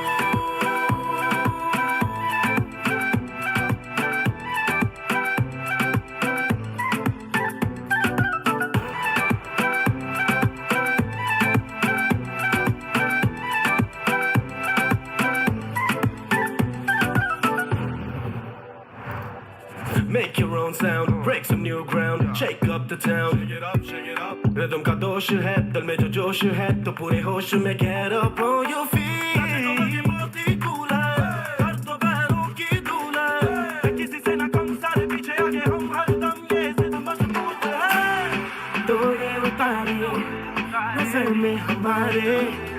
Let's get it started, just move your body and break free. Legs up and down, turn it out there. Get the count, come feel the beat. Take a chance now, do the dance now. हर कदम है आज़ादी. जो में हर पल ना रुके हम. Turn it up, get in the groove. जब तेरा कर सवेरा. We love the freedom to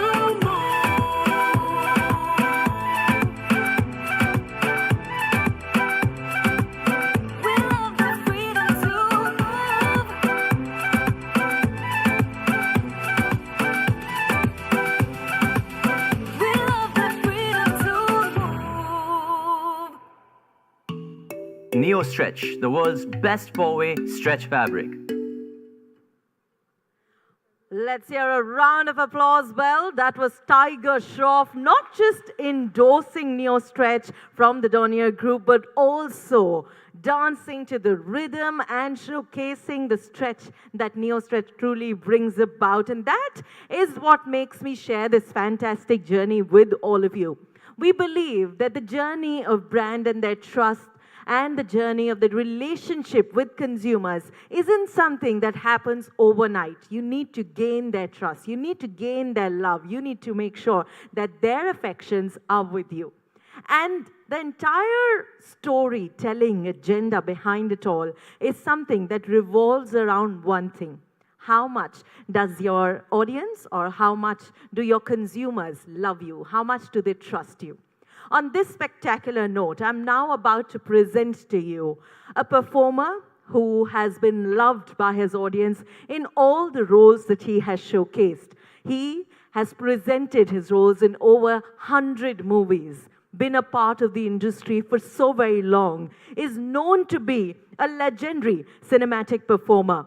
To showcase to you who is that person that I'm talking about, whether it is his negative roles portrayal, whether it is his performance on television, whether it is the enigma that he puts behind it all, or the way that he convinces you of the energy he puts behind all those roles, whether it is being the bad man of the industry, or let's take a look at this show how to know more about him.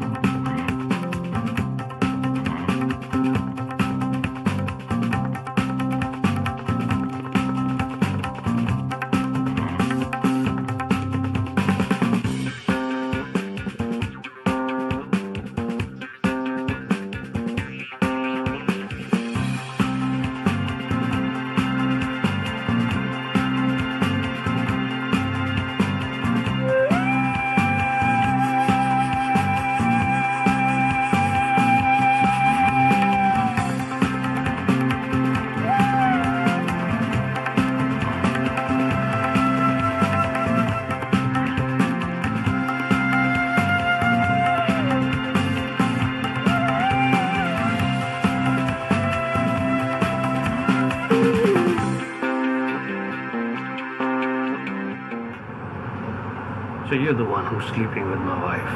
Ex-wife. Interesting. You know, a few months back, you did not know my wife or my daughter. And now you're deciding for them. मेरी बेटी से मिलने के लिए मुझे कोई रोक नहीं सकता. I'm sorry, but I don't understand Hindi. There are many things that you don't understand. Our culture, our relationship, us. Excuse me, Professor Masterton. Professor Mandela is the foremost authority in his field. And for this journey, we need an expert. You know, Mr. Harrison, that jungle boy could be my nephew.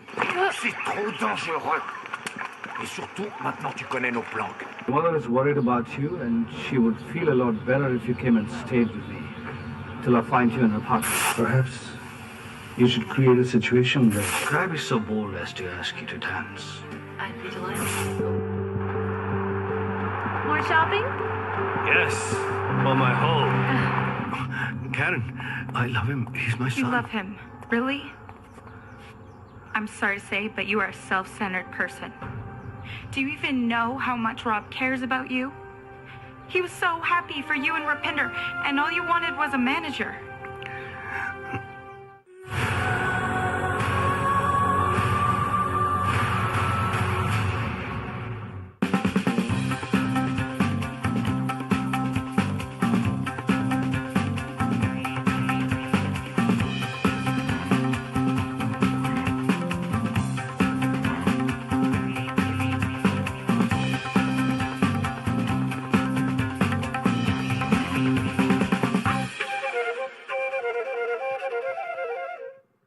Please put your hands together as I present to you the bad man of the industry, or shall we say, the legendary cinematic performer, Gulshan Grover. A round of applause as he joins us on stage. As you saw, the first of so many. Always a delight to have you here and to see you here.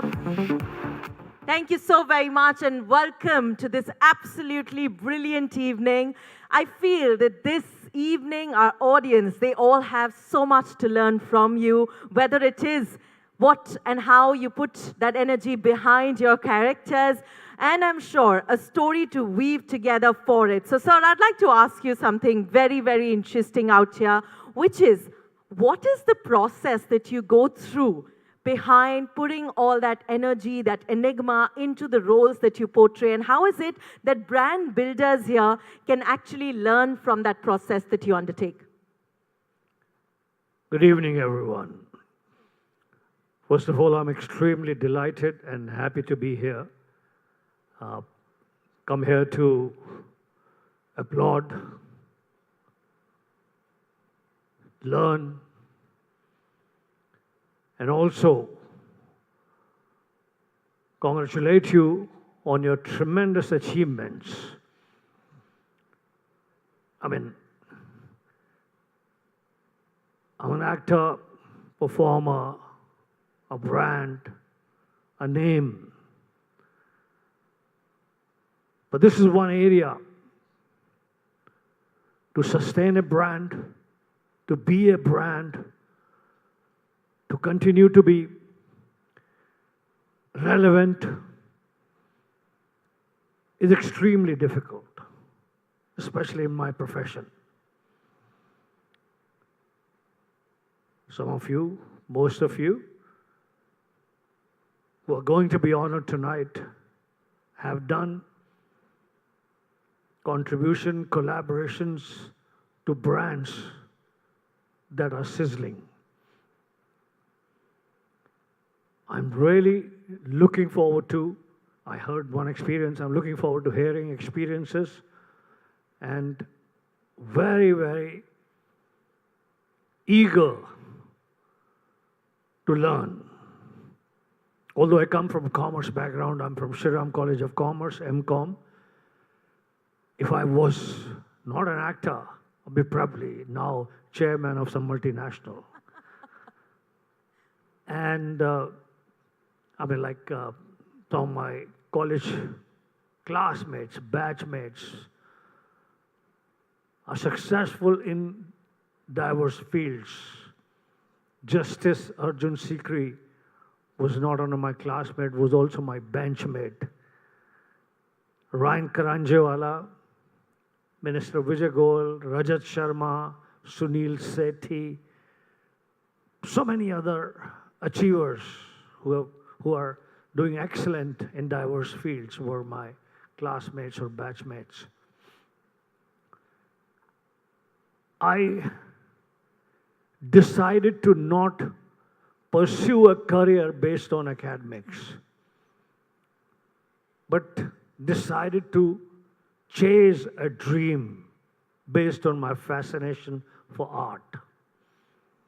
Extremely difficult choice, extremely difficult situation.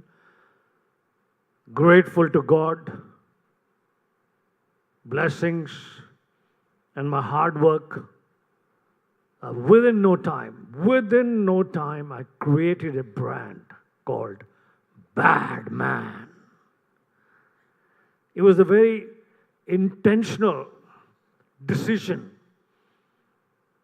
While I was training at the acting school, my classmates were Anil Kapoor, late Mazhar Khan, and others. My background of commerce taught me, this is very vague, I want to be an actor.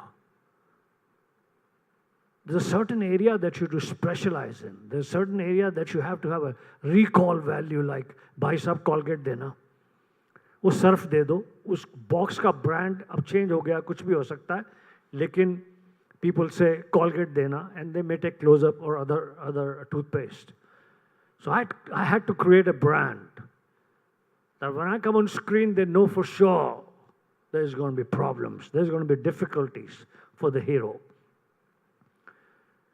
And I chose, and I made many sacrifices. I left many films where they offered me the second lead or the lead.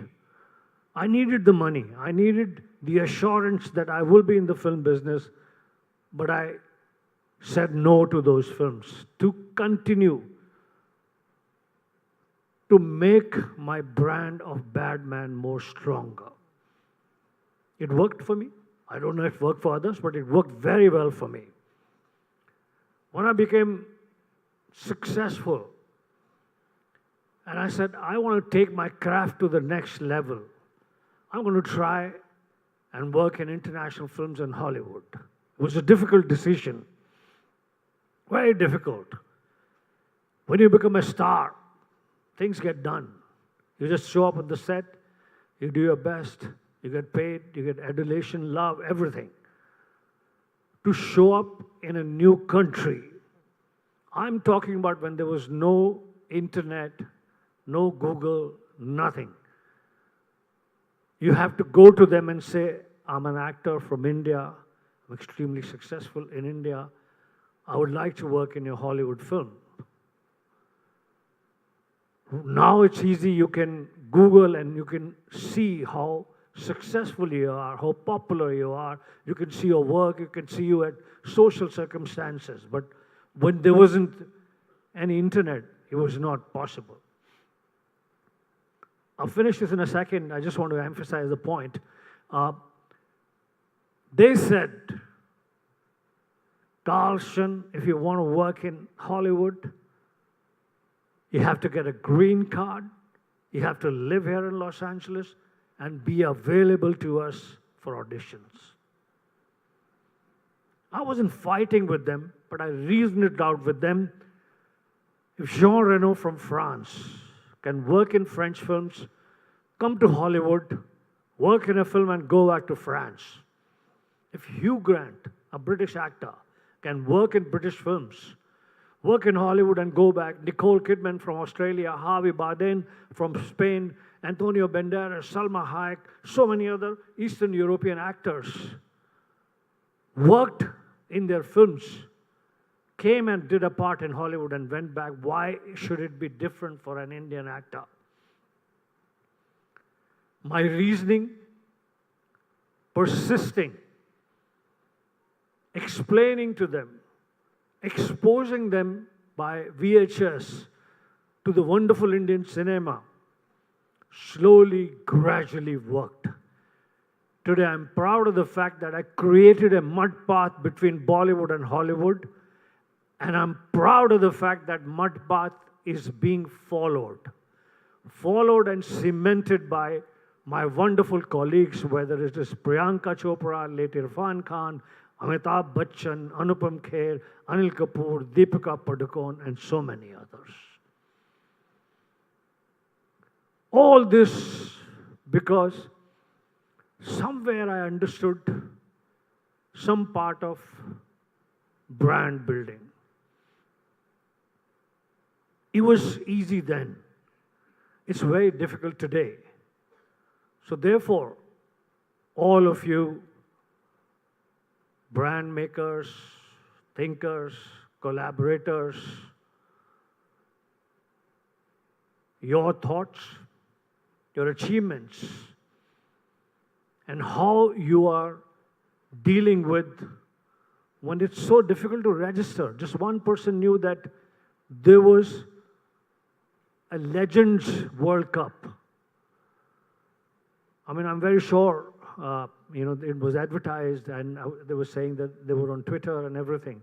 So in these difficult times for you to translate those brands is something worth applauding. I'm here tonight to applaud each one of you. Thank you very much. Thank you so very much, sir, for sharing with us the beautiful journey that you've led and how very interestingly you mentioned how you've created your brand. So today, not only as Batman, people love you as your performance, where you were the renowned Kali, Kabira, so many of the roles, and people have always looked up to you. So you very rightly mentioned that you created a brand, and that's exactly what we are celebrating this evening, acknowledging all these brand builders who've joined us. To accompany you here on stage, I'd also like to extend a very warm welcome to our leaders who thought about creating this platform to acknowledge trusted brands. So may I please have the pleasure of welcoming our co-founders here on stage. Let's hear a round of applause as I now welcome on stage Mr. Rajesh Khubchandani, Mr. Saraj Gupta. A round of applause as I extend a very warm welcome and invite Mr. Akash Tiwari. Let's hear it up for our co-founders. May I also welcome our editor-in-chief, Mr. Karan Karai, here on stage. And the fact that all you leaders are here on stage as we celebrate this moment, I also wanted to bring your attention to the fact how Team Marksman wanted to make sure they create the right opportunity for business leaders to come together and also bring to you insights from what's really happening in various industries. And to showcase the same, we'd like to share with you what our team has been putting in a lot of effort for which I'll request my leaders to please let the screen be showed as we share with you something that we are very passionate about. We put a lot of our energies in. So what's happened in the last decade and what is it that is going to be ruling the business for the next decade? Let's take a look at the screen through this audiovisual.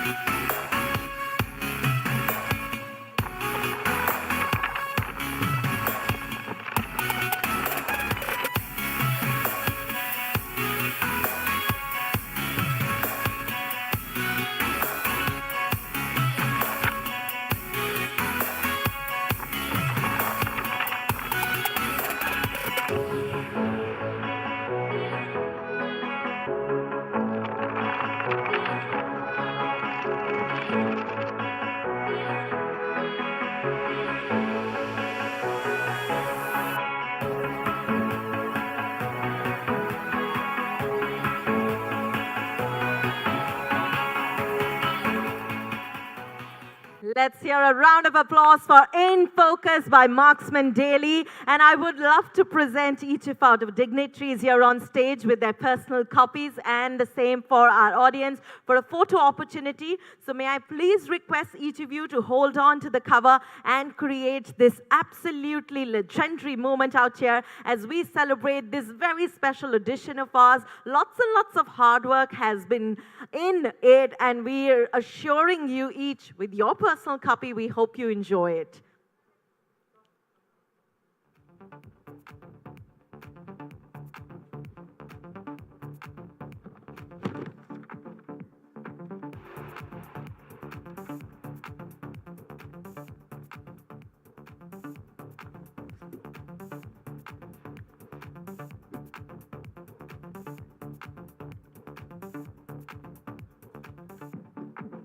Thank you so very much. I really do appreciate Mr. Chandani, Mr. Gupta, and Mr. Karai for being here to accompany our wonderful leaders here on stage. May I please welcome Mr. Rohit Ori to join us and be a part of the beautiful felicitation ceremony that we are very, very excited to open and unveil. So once again, may I request all of you to please make one promise. Each time we have a trusted brand joining us here on stage, I'm sure all of you will acknowledge them with a round of applause. We're so very excited to bring to you the much-awaited, most trusted brands of India 2024, brought to you by Marksman Daily. And let us get started with the felicitation ceremony. I will be welcoming brands as per the alphabetical order, and the teams are more than welcome to join us here. Please do take pictures and videos, share them on your social media platform, and please do tag us. Also, do use our hashtag #TrustedBrands. May I now request all of you to please look towards the screen as we are truly acing the brand experience and welcoming our most trusted brands of India 2024. Let's hear a round of applause for AkzoNobel Dulux. A round of applause as we welcome AkzoNobel India Dulux joining us on stage. Let's hear it up.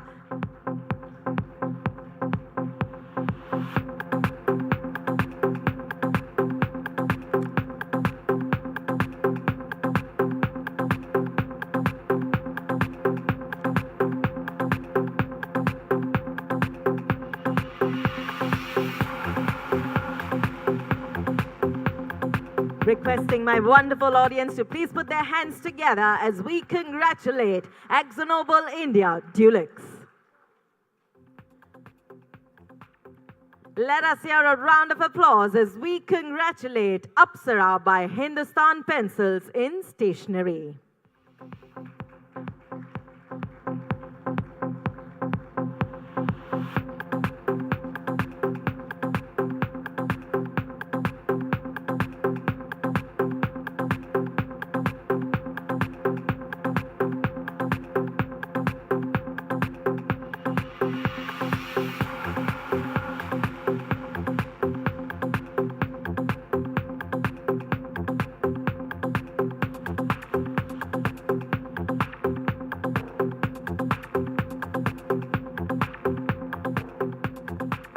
Please do put your hands together as we now felicitate and congratulate Armstrong Dematic. A round of applause.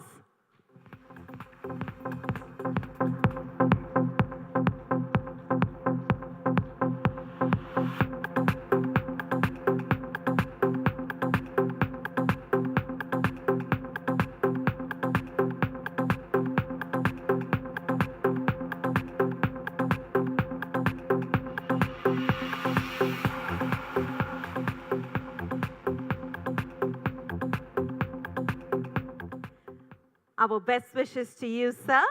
May I now request all of you to please put your hands together for Avery Dennison. A round of applause as we congratulate them. And may I request all of you to please look towards the screen as we bring to you an audio visual from the team accepting our congratulations. Hello all. I'm deeply honored that today we are being recognized among the most trusted brands in the country, 4th time in a row. This reaffirms our commitment of keeping our customer at the center of everything that we do, and also encourages our team here at Avery Dennison to do more to achieve greater milestones. Thank you, Team Marksmen, for giving us this wonderful platform, and my best wishes to all the fellow awardees for being recognized today. We'd like to thank Sir. A member of his team is here amongst us to accept our congratulations. May I request all of you to please put your hands together as we pass on our best wishes.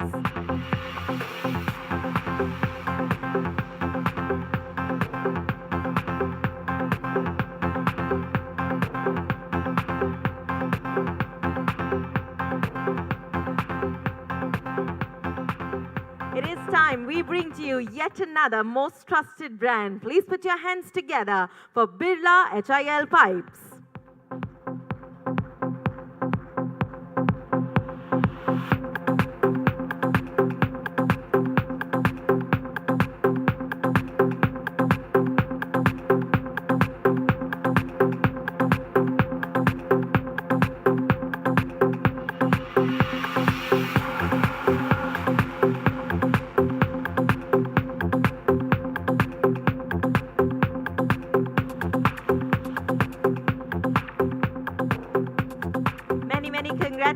congratulations. It is time for us to present to you brands that create experiences like no one else. Please put your hands together as we welcome Charminar Fiber Cement Roofing Sheets.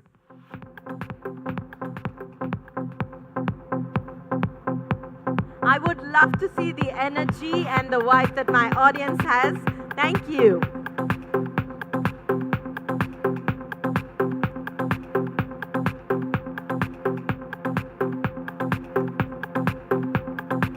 Many congratulations.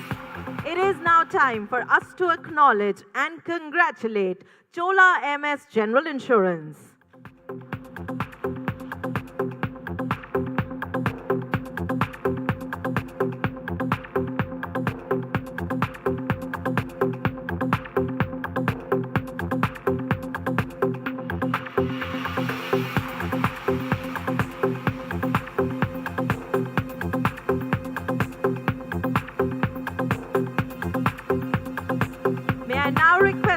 Please put your hands together for Donia Group, Textile Apparel and Lifestyle.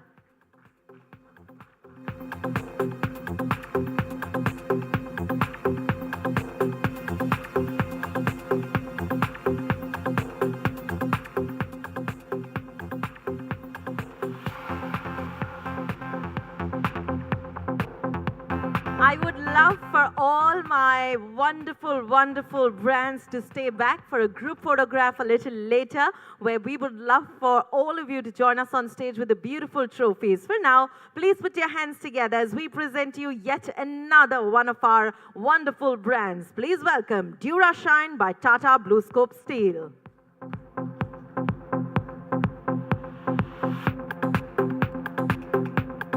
Many congratulations, team.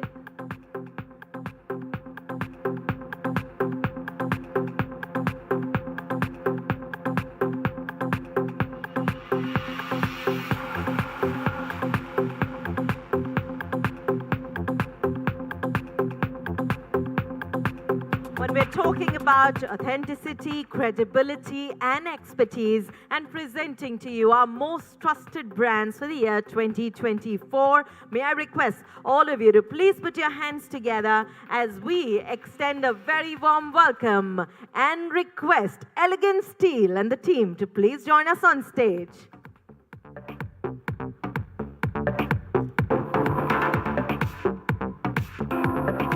Many congratulations to Elegant Steel. Do we have any of our team members? Please do welcome the team as they step forward.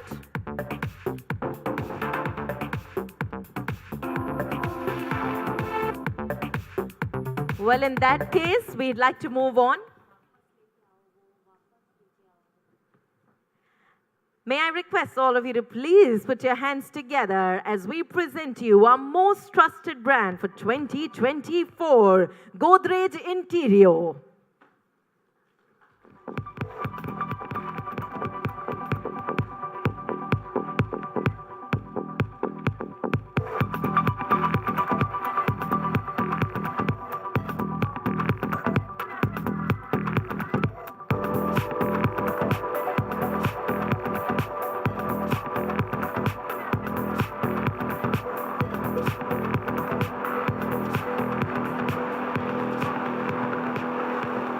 Please do put your hands together as we bring to you our most trusted brands of India. Let's welcome Gyprock India.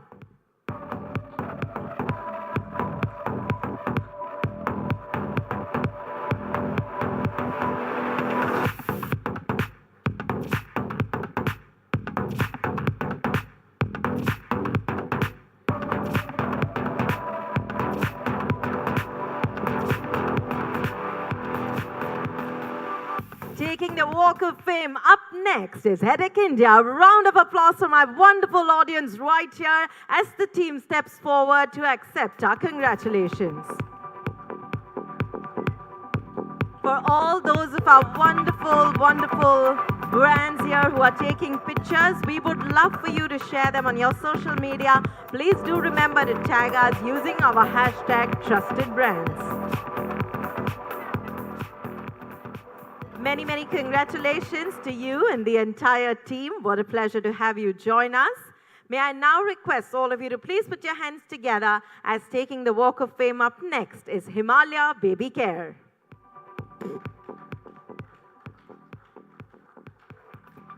You know, I promise you that when the audience actually shares the vibe of congratulating others, they get that positivity back as well. So let's hear a round of applause as we move on and present to you our next brand. Please put your hands together for Indo Space.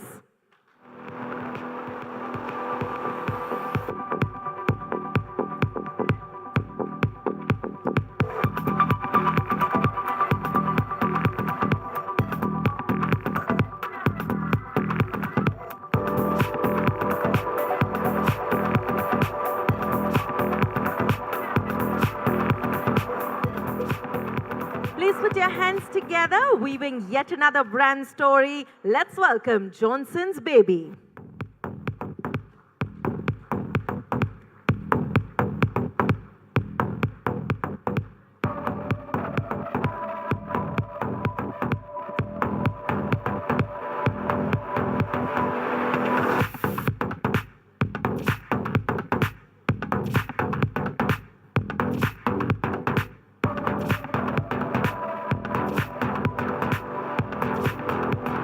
Let us hear a round of applause as we congratulate CAF Appliances India Private Limited.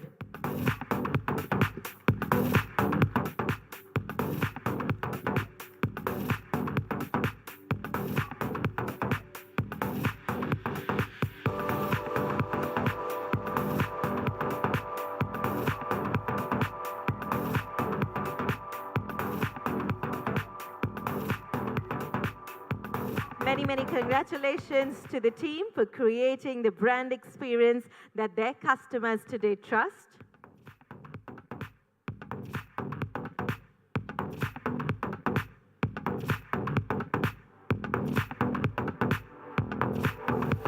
May we present to you our most trusted brands of India. Please welcome Konica Minolta Business Solutions India Private Limited.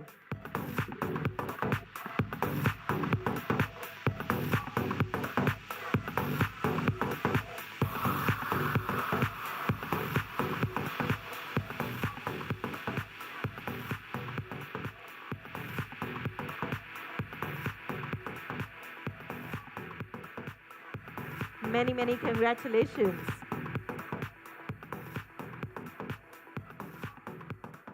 Making sure that they create trust among consumers, Mother's Recipe. Please put your hands together as we have the wonderful team join us on stage to accept our congratulations and the beautiful trophy.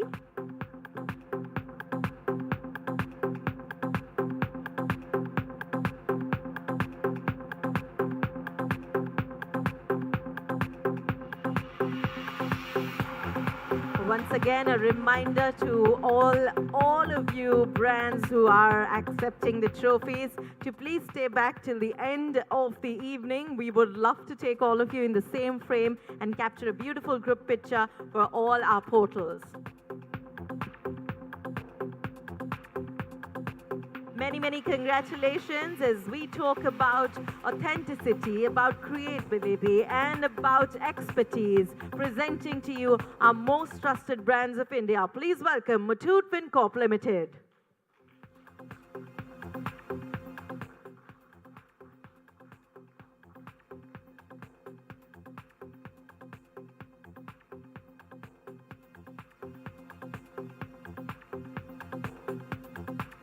Our best wishes to you.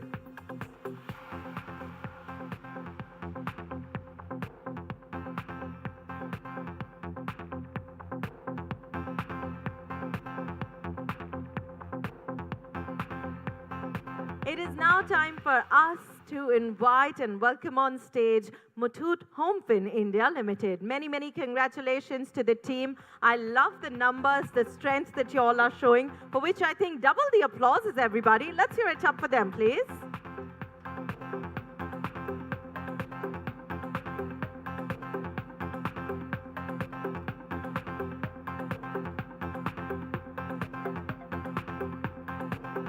Acing acing the brand experience for all their consumers there.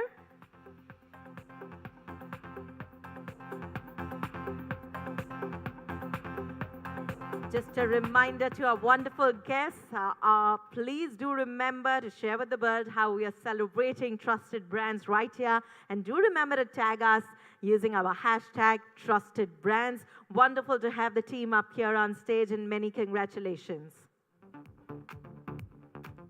Let's hear it up for the most trusted brands of India as we congratulate My Team 11.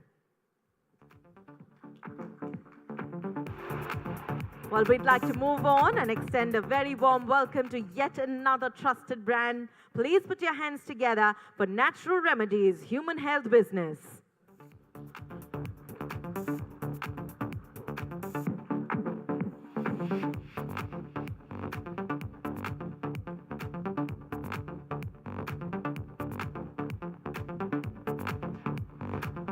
Many, many congratulations, team.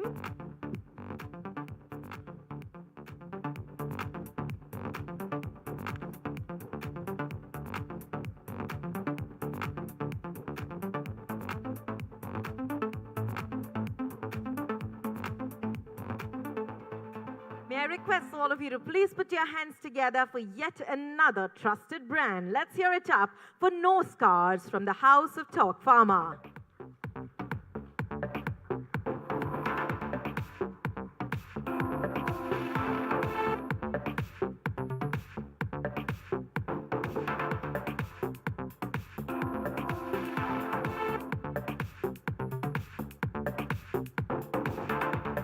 Many, many congratulations.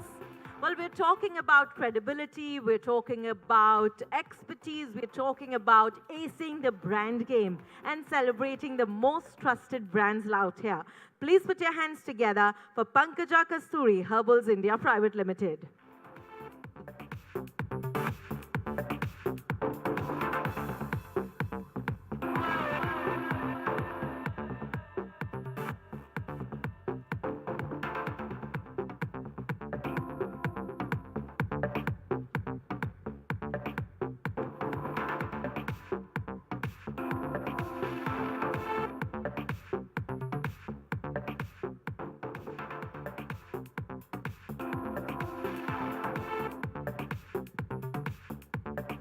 Let us hear a round of applause as I now congratulate Podar International School.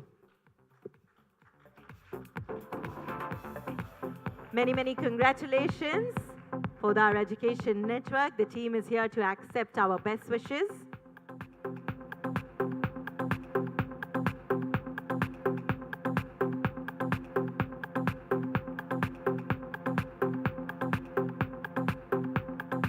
Hear it up for all the brands joining us here on stage. Please do make some noise for Recycle.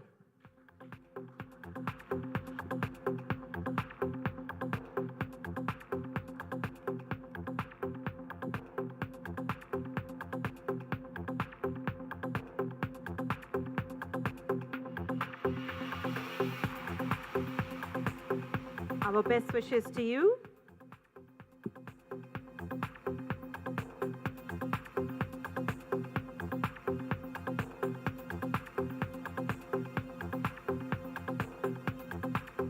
Let's hear it up for Marksman Daily's most trusted brands of India. Please put your hands together as I welcome Reliance Digital.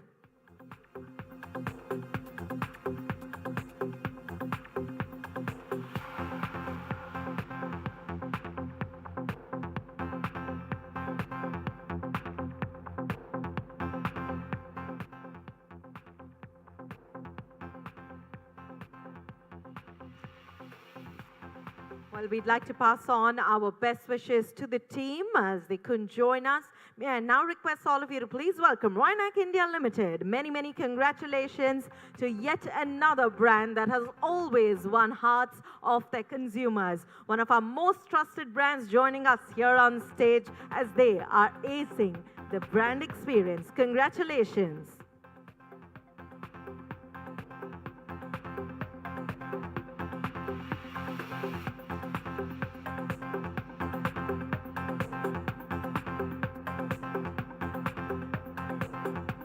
Please do put your hands together for Ryanak India Limited as we congratulate them and capture the beautiful moment right here.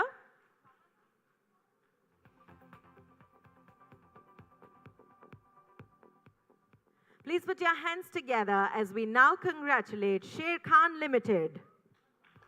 Many, many congratulations to the team. I'd also like to share with you that this is one table that was actually congratulating all the brands that joined us, which means all the reasons for us to put our hands together for them. Let's hear it up for them, please.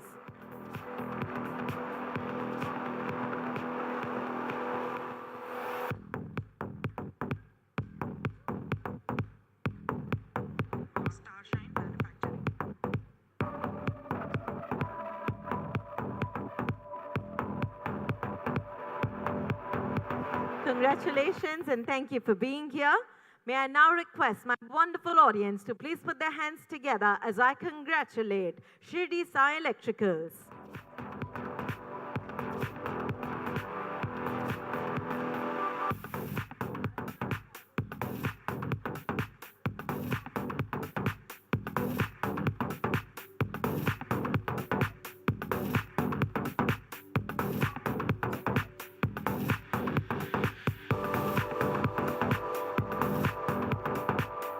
Many congratulations. Yet another brand creating trust amongst all their consumers. Let's hear it up for SpringFit Premium Mattress.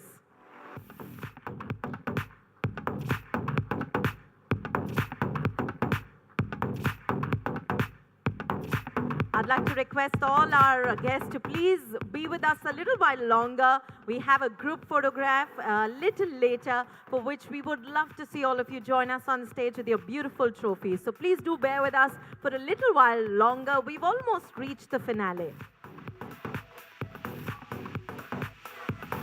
Many, many congratulations for acing the brand experience. Taking the Walk of Fame up next is Starshine Manufacturing Company Private Limited. Many, many congratulations.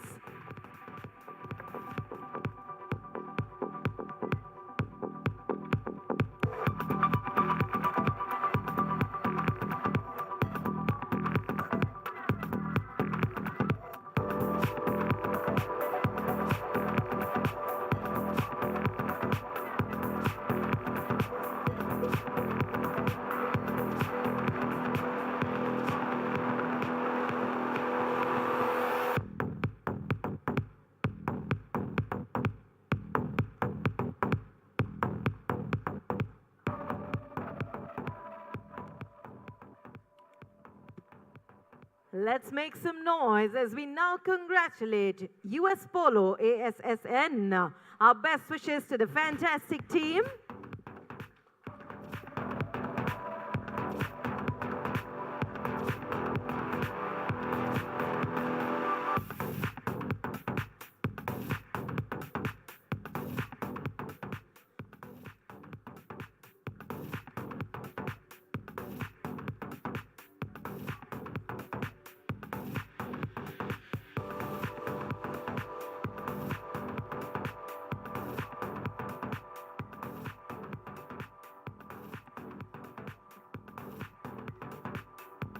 Congratulations.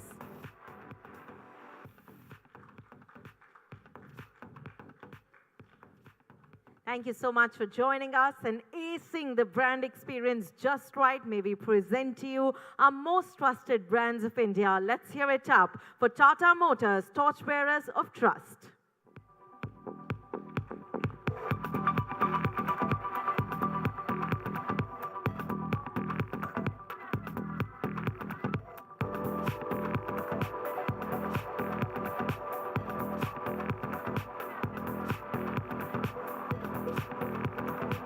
Thank you so very much.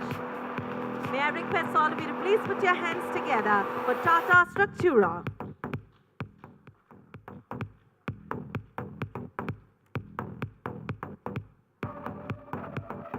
Each time we have a wonderful brand joining us, I think peers from the industry will be kind enough to put their hands together and welcome them. So many, many congratulations to yet another brand joining us here on stage. Marksman Daily presents the most trusted brands of India. Let's hear it up for Tata Tiscon.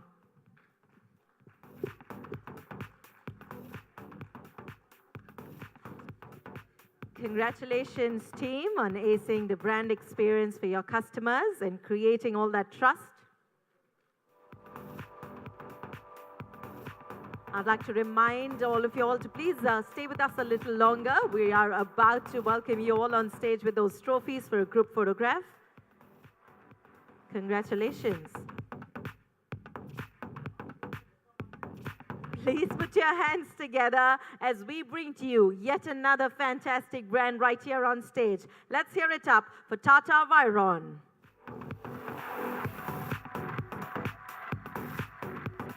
Welcoming the team, joining us on stage from back end of the hall, which I think all that energy there. Many, many congratulations to you all.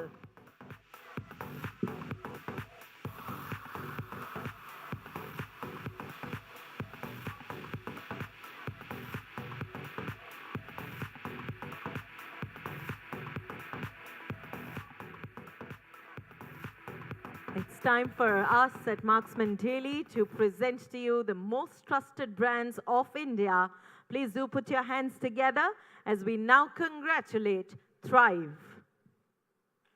Let's hear a round of applause as we have yet another fantastic brand joining us here on stage.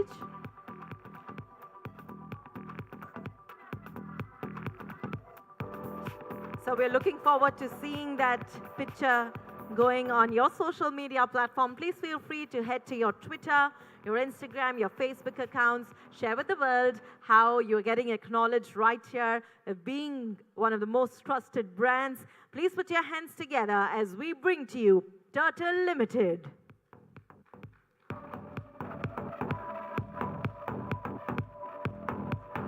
Do we have anyone from the team here?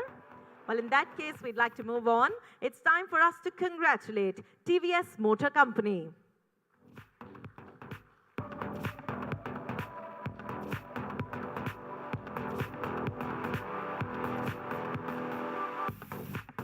Our best wishes to our wonderful recipients.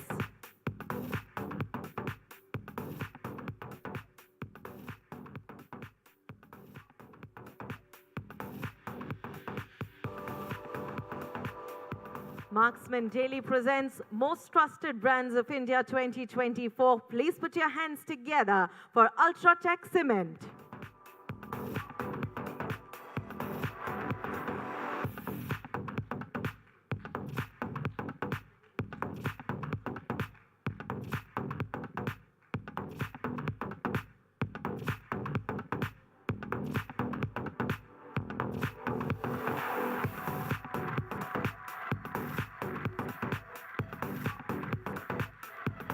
Taking the Walk of Fame up next is VTrans India.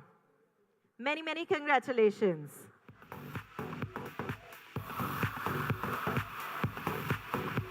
The team joining us up on stage to accept our congratulations.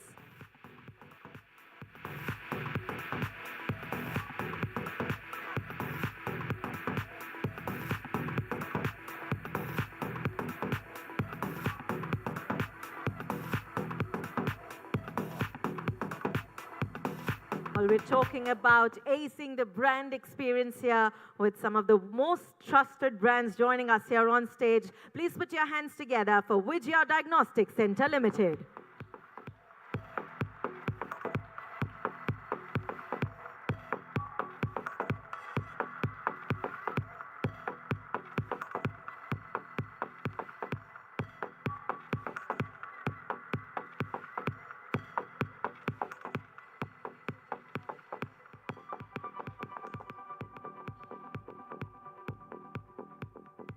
Let's make some noise as we now congratulate Well Woman. Please put your hands together for yet another most trusted brand joining us here on stage. Many, many congratulations to Well Woman.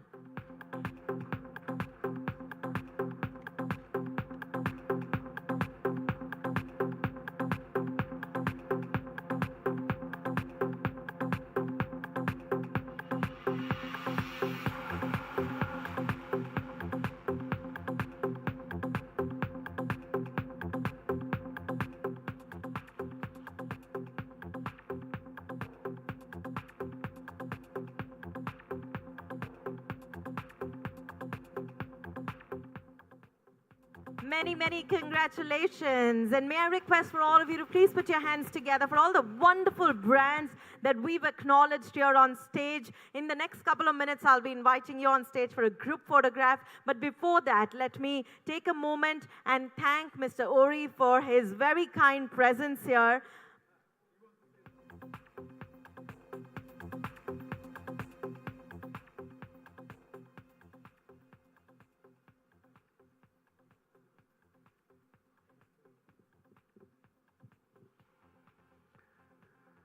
Good evening again.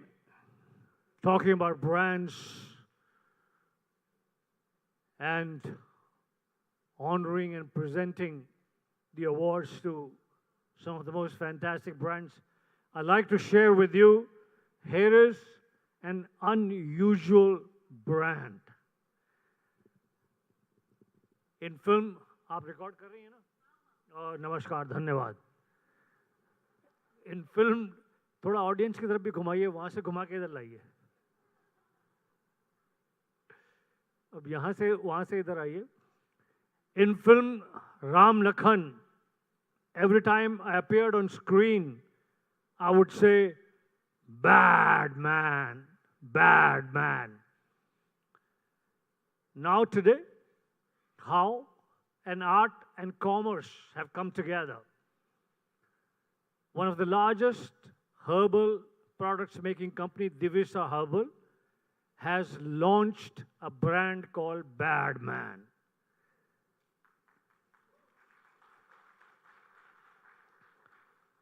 Bad Man is a shaving cream, a herbal perfume, night cream, various other grooming products. This one, बहन जी को लेके भाग तो नहीं गया ना?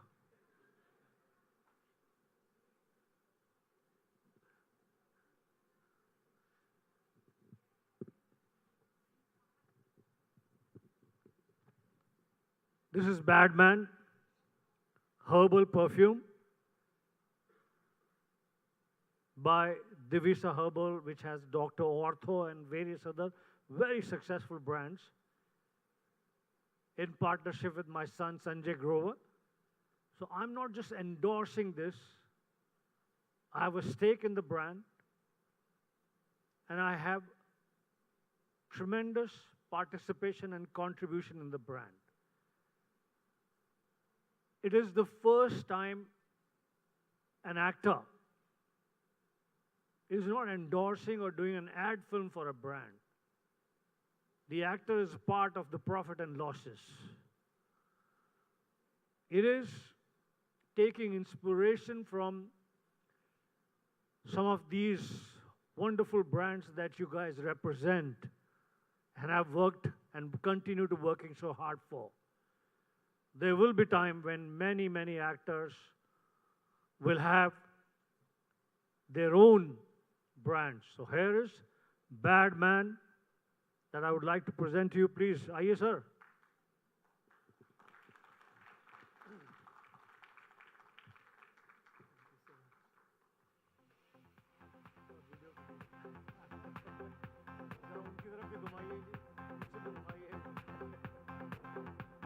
ताली जोर से please.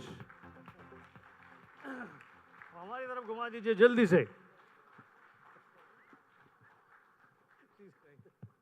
Thank you very much. Thank you. I appreciate it. Thank you. Thank you. Thank you so much. Thank you so very much, sir. But we are not letting you go just yet. We wanted to request your presence on stage for a little while longer, and that too for a very special reason. I would like to welcome on stage our co-founders again. So please do put your hands together. We already have Mr. Tiwari here. May I please welcome Mr. Khub Chandani. May I also request Mr. Sharad Gupta to join us here on stage. And sir, you know, my wonderful audience here has had so many learnings from you and from your presence here. And all of us here agree that you are a brand that you have, like you mentioned, so very passionately not only created but kept relevant for so many decades. And I think that is what means a lot. And which is why we would like to present you with an acknowledgement of giving you the title or bestowing you with the title of the most legendary cinematic performer. A round of applause as we present to you Marksman Daily most legendary cinematic performer, Gulshan Grover. Everybody, let's hear a round of applause.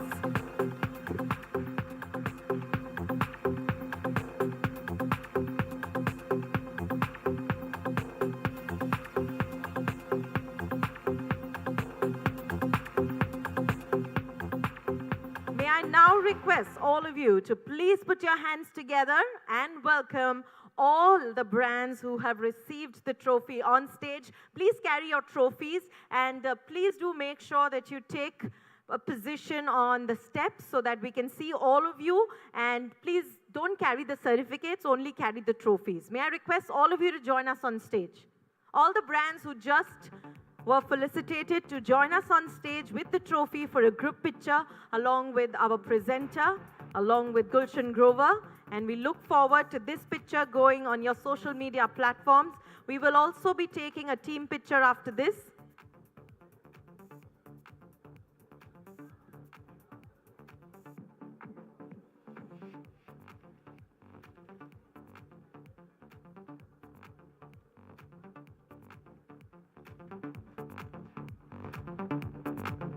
Requesting all the brands to please take position. Some of you can be on the carpet, some can be on the first step, the second step, and the stage. Let's make sure that some of you are welcome to, those of you who do yoga and believe in being active are more than welcome to kneel down as well, just to make sure that we're all visible.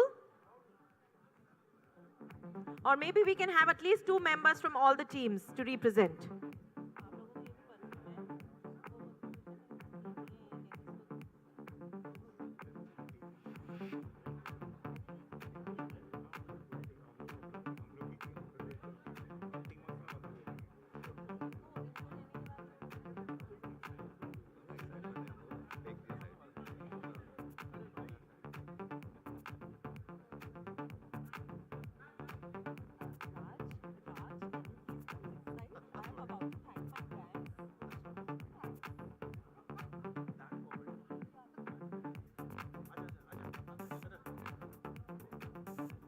Many, many congratulations to the wonderful brands, and let me also take a moment and thank all our partners for supporting us and for their trust.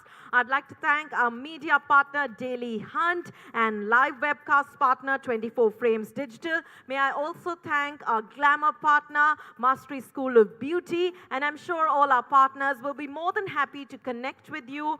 This is a televised show. I'd also like to thank our television partner Times Now, and we look forward for all of you to post these wonderful pictures on your social media accounts, be it Twitter, be it LinkedIn, be it Facebook, Instagram.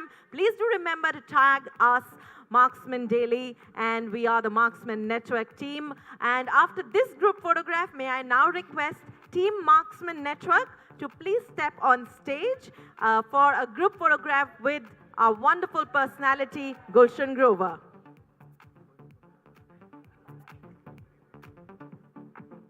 Many, many congratulations to the wonderful brands. We look forward to seeing you in our next edition.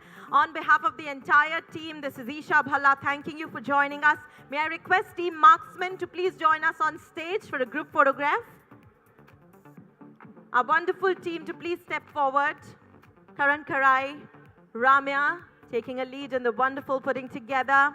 Klasika, Reshmi, we'd love to have all of you join us. Please don't make me take names. Neha, Sakshi, our very glamorous leads. Black suits everybody, doesn't it? Please, you're all more than welcome to be a part of the group photograph.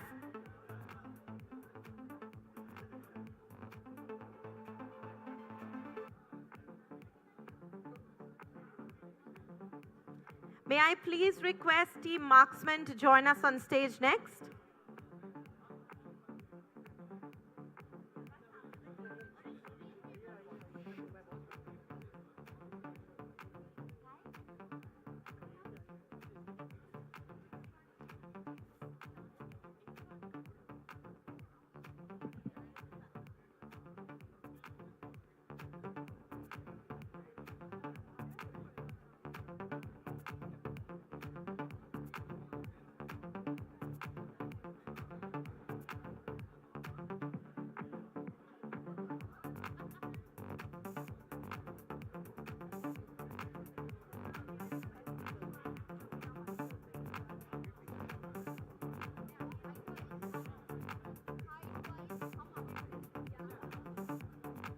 May I please request Team Marksmen to join us on stage for a group photograph.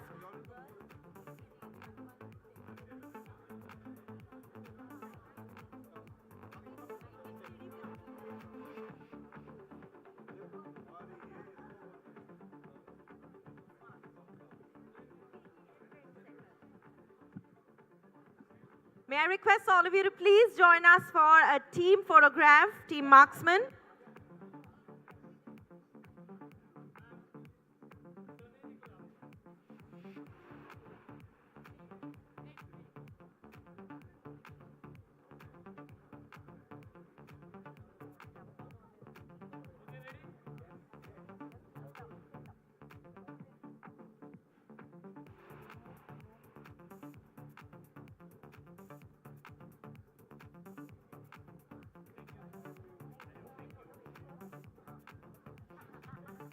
Thank you so very much. Well, I'm about to become your favorite person. Please join us. The bar is now open and we have a lot of excitement around our star performer right here. Thank you so very much for joining us and making this such a spectacular evening.